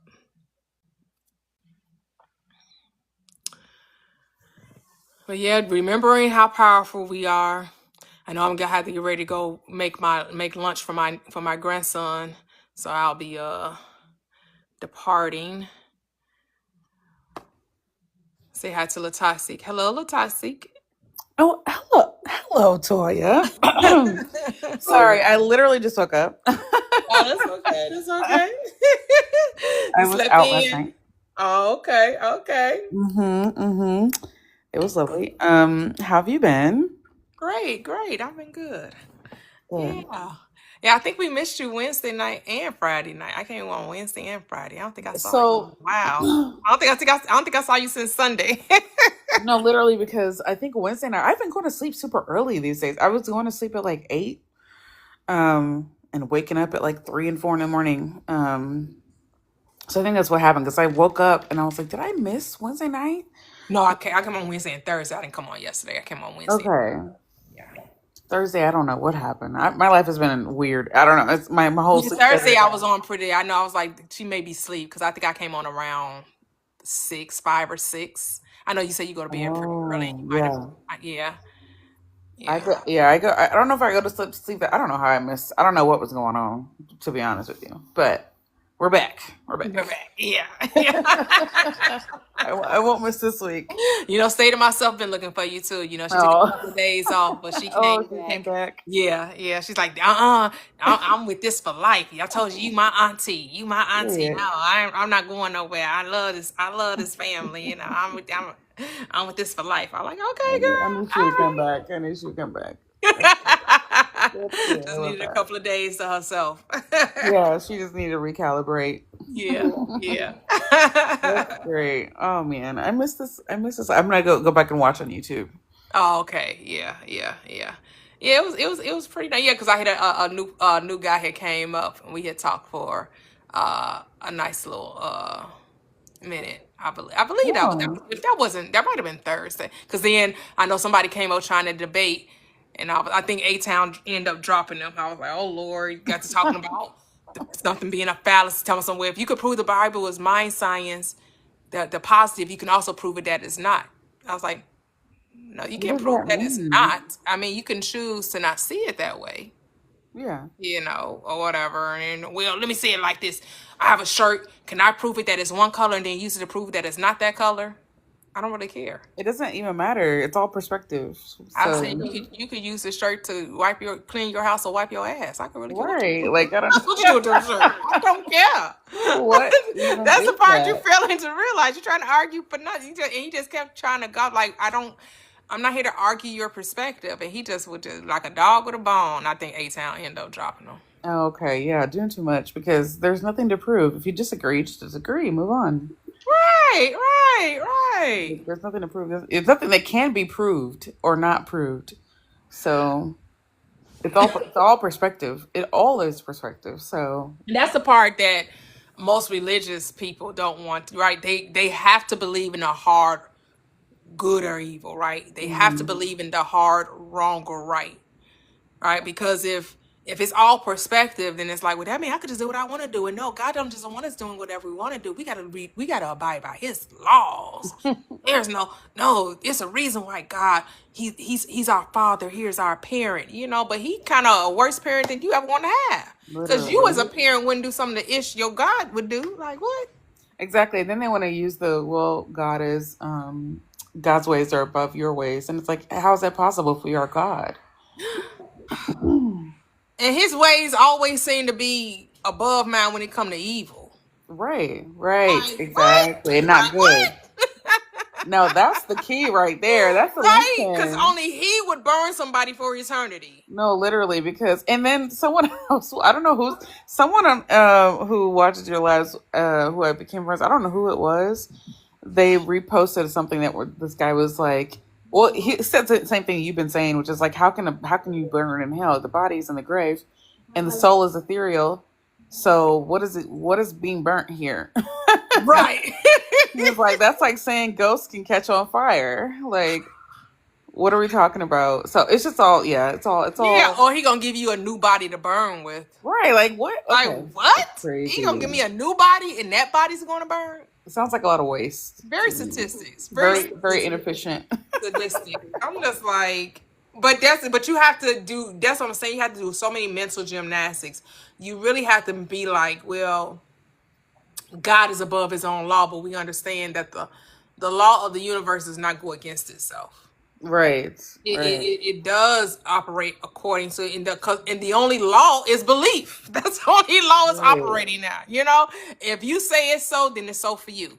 If you say it's not so, then it's not so for you. Kind of clear cut. 100%. It's very Right? clear. It does, and people are, oh, but what about so? What you mean?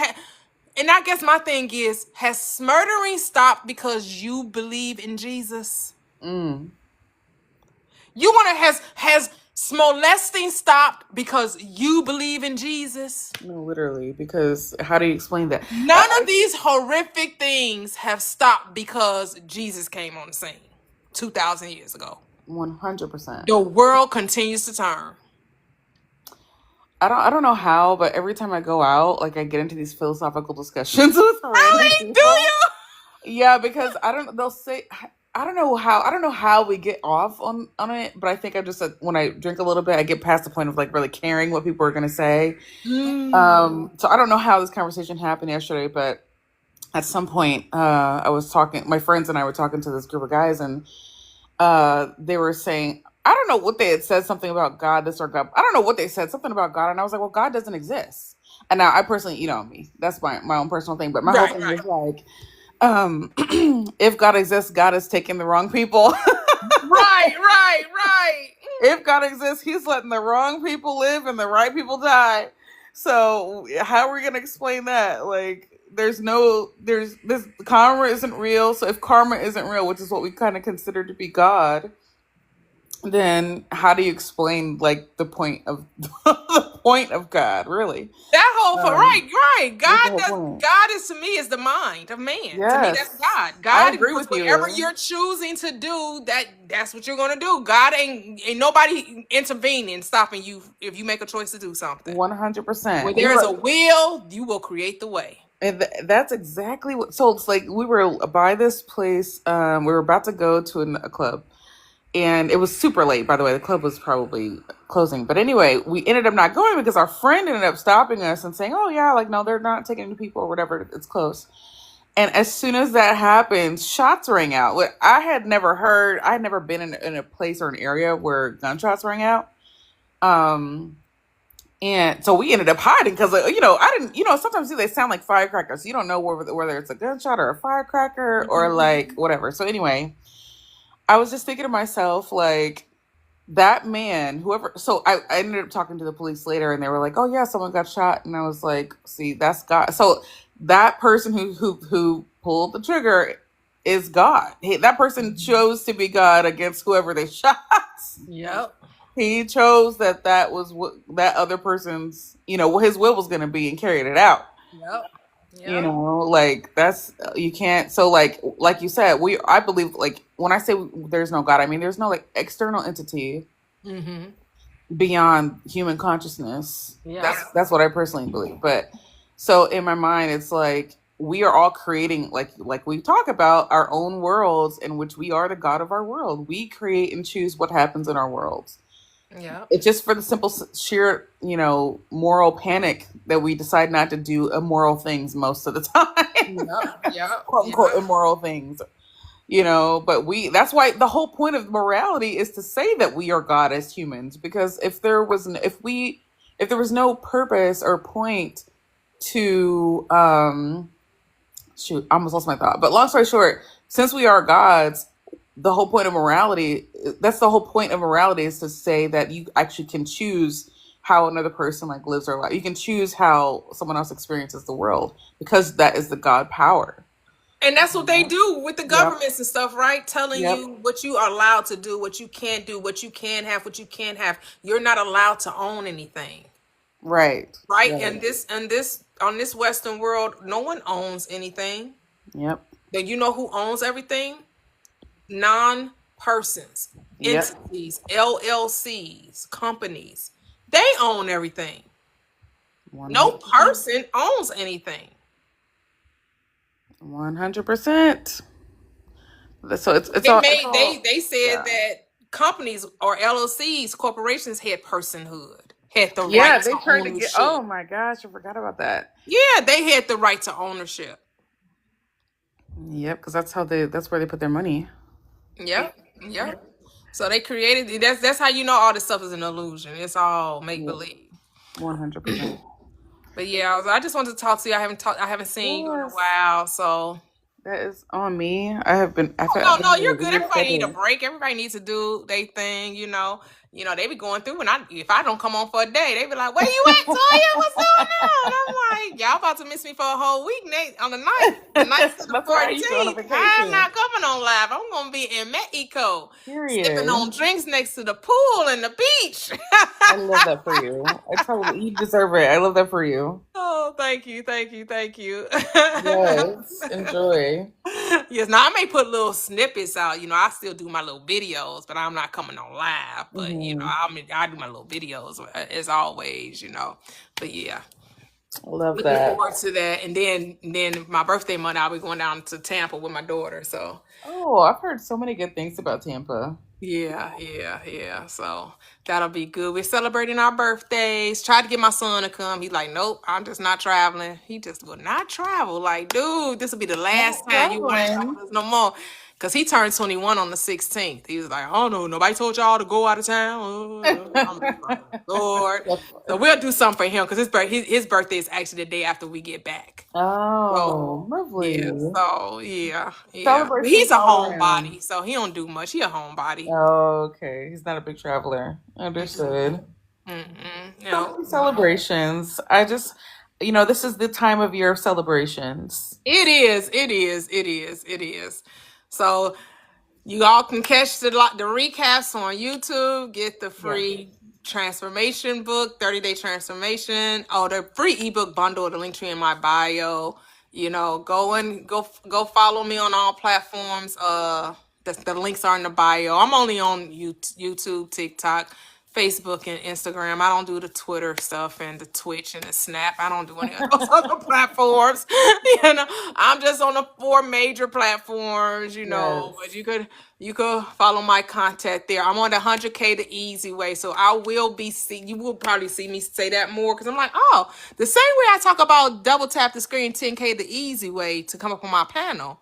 I'm about to use that same language to get my subscribers and my followers. 100K the easy way. Go on and tap that subscribe button. Tap that follow button. Let's go. Let's get it. Let's go. Don't forget to subscribe. I'm putting it to the out there. membership. 100K the easy way. 100K the easy way. What you say, that toxic? Oh, no, yes. I didn't mean to interrupt. I was going to say, don't forget to sign up for the 99 cents. I know it's only 99 cents a month, but it's more subscriptions for YouTube.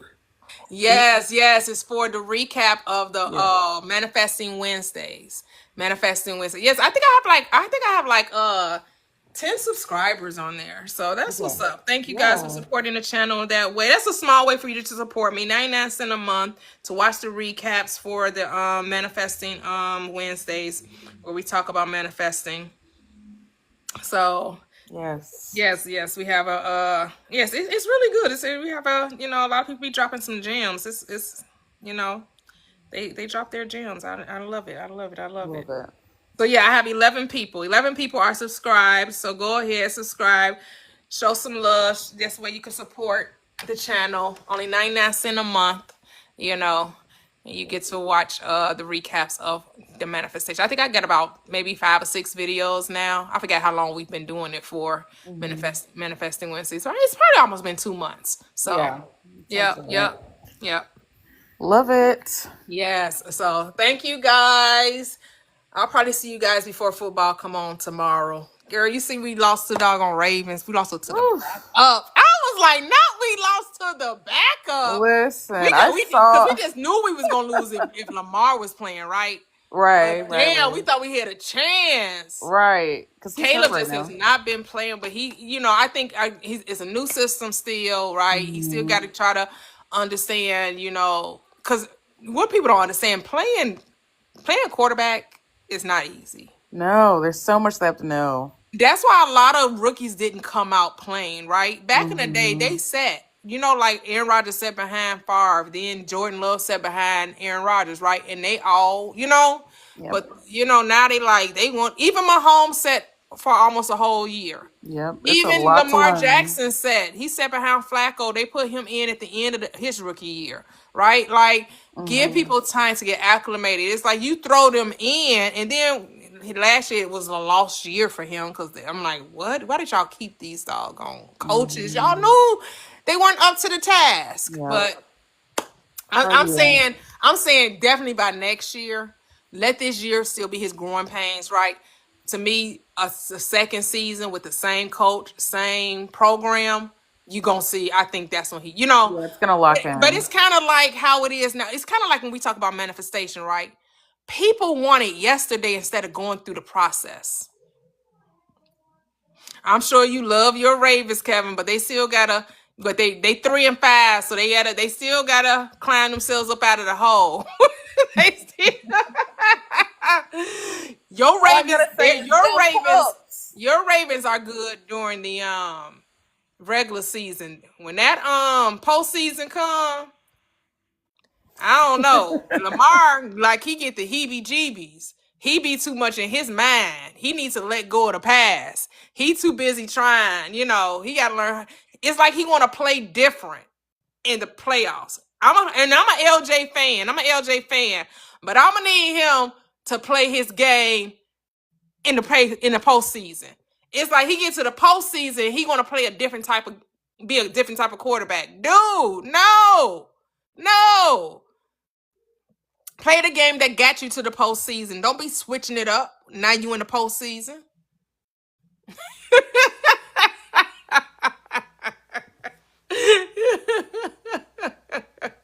He said, thanks for reminding me.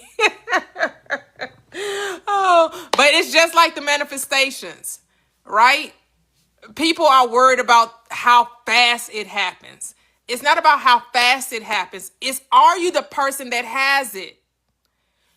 You focus on when, and it's not about when, it's about being. Because at the end of being is having. So as long as you know you are the person, you don't have nothing to worry about. It must come. It must show itself. Be the person that has it, and you don't got nothing to worry about. And you'll stop being concerned with the how or the when.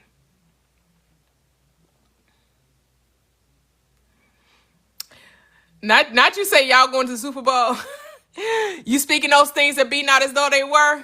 Because I heard y'all about to get a new coach, Glazed. I don't know. McDaniel, not McDaniels. What's his name? McDaniels is he's the OC for the Patriots. Is it McDaniels? Is his name McDaniels? It is McDaniels, ain't it? You say poor too.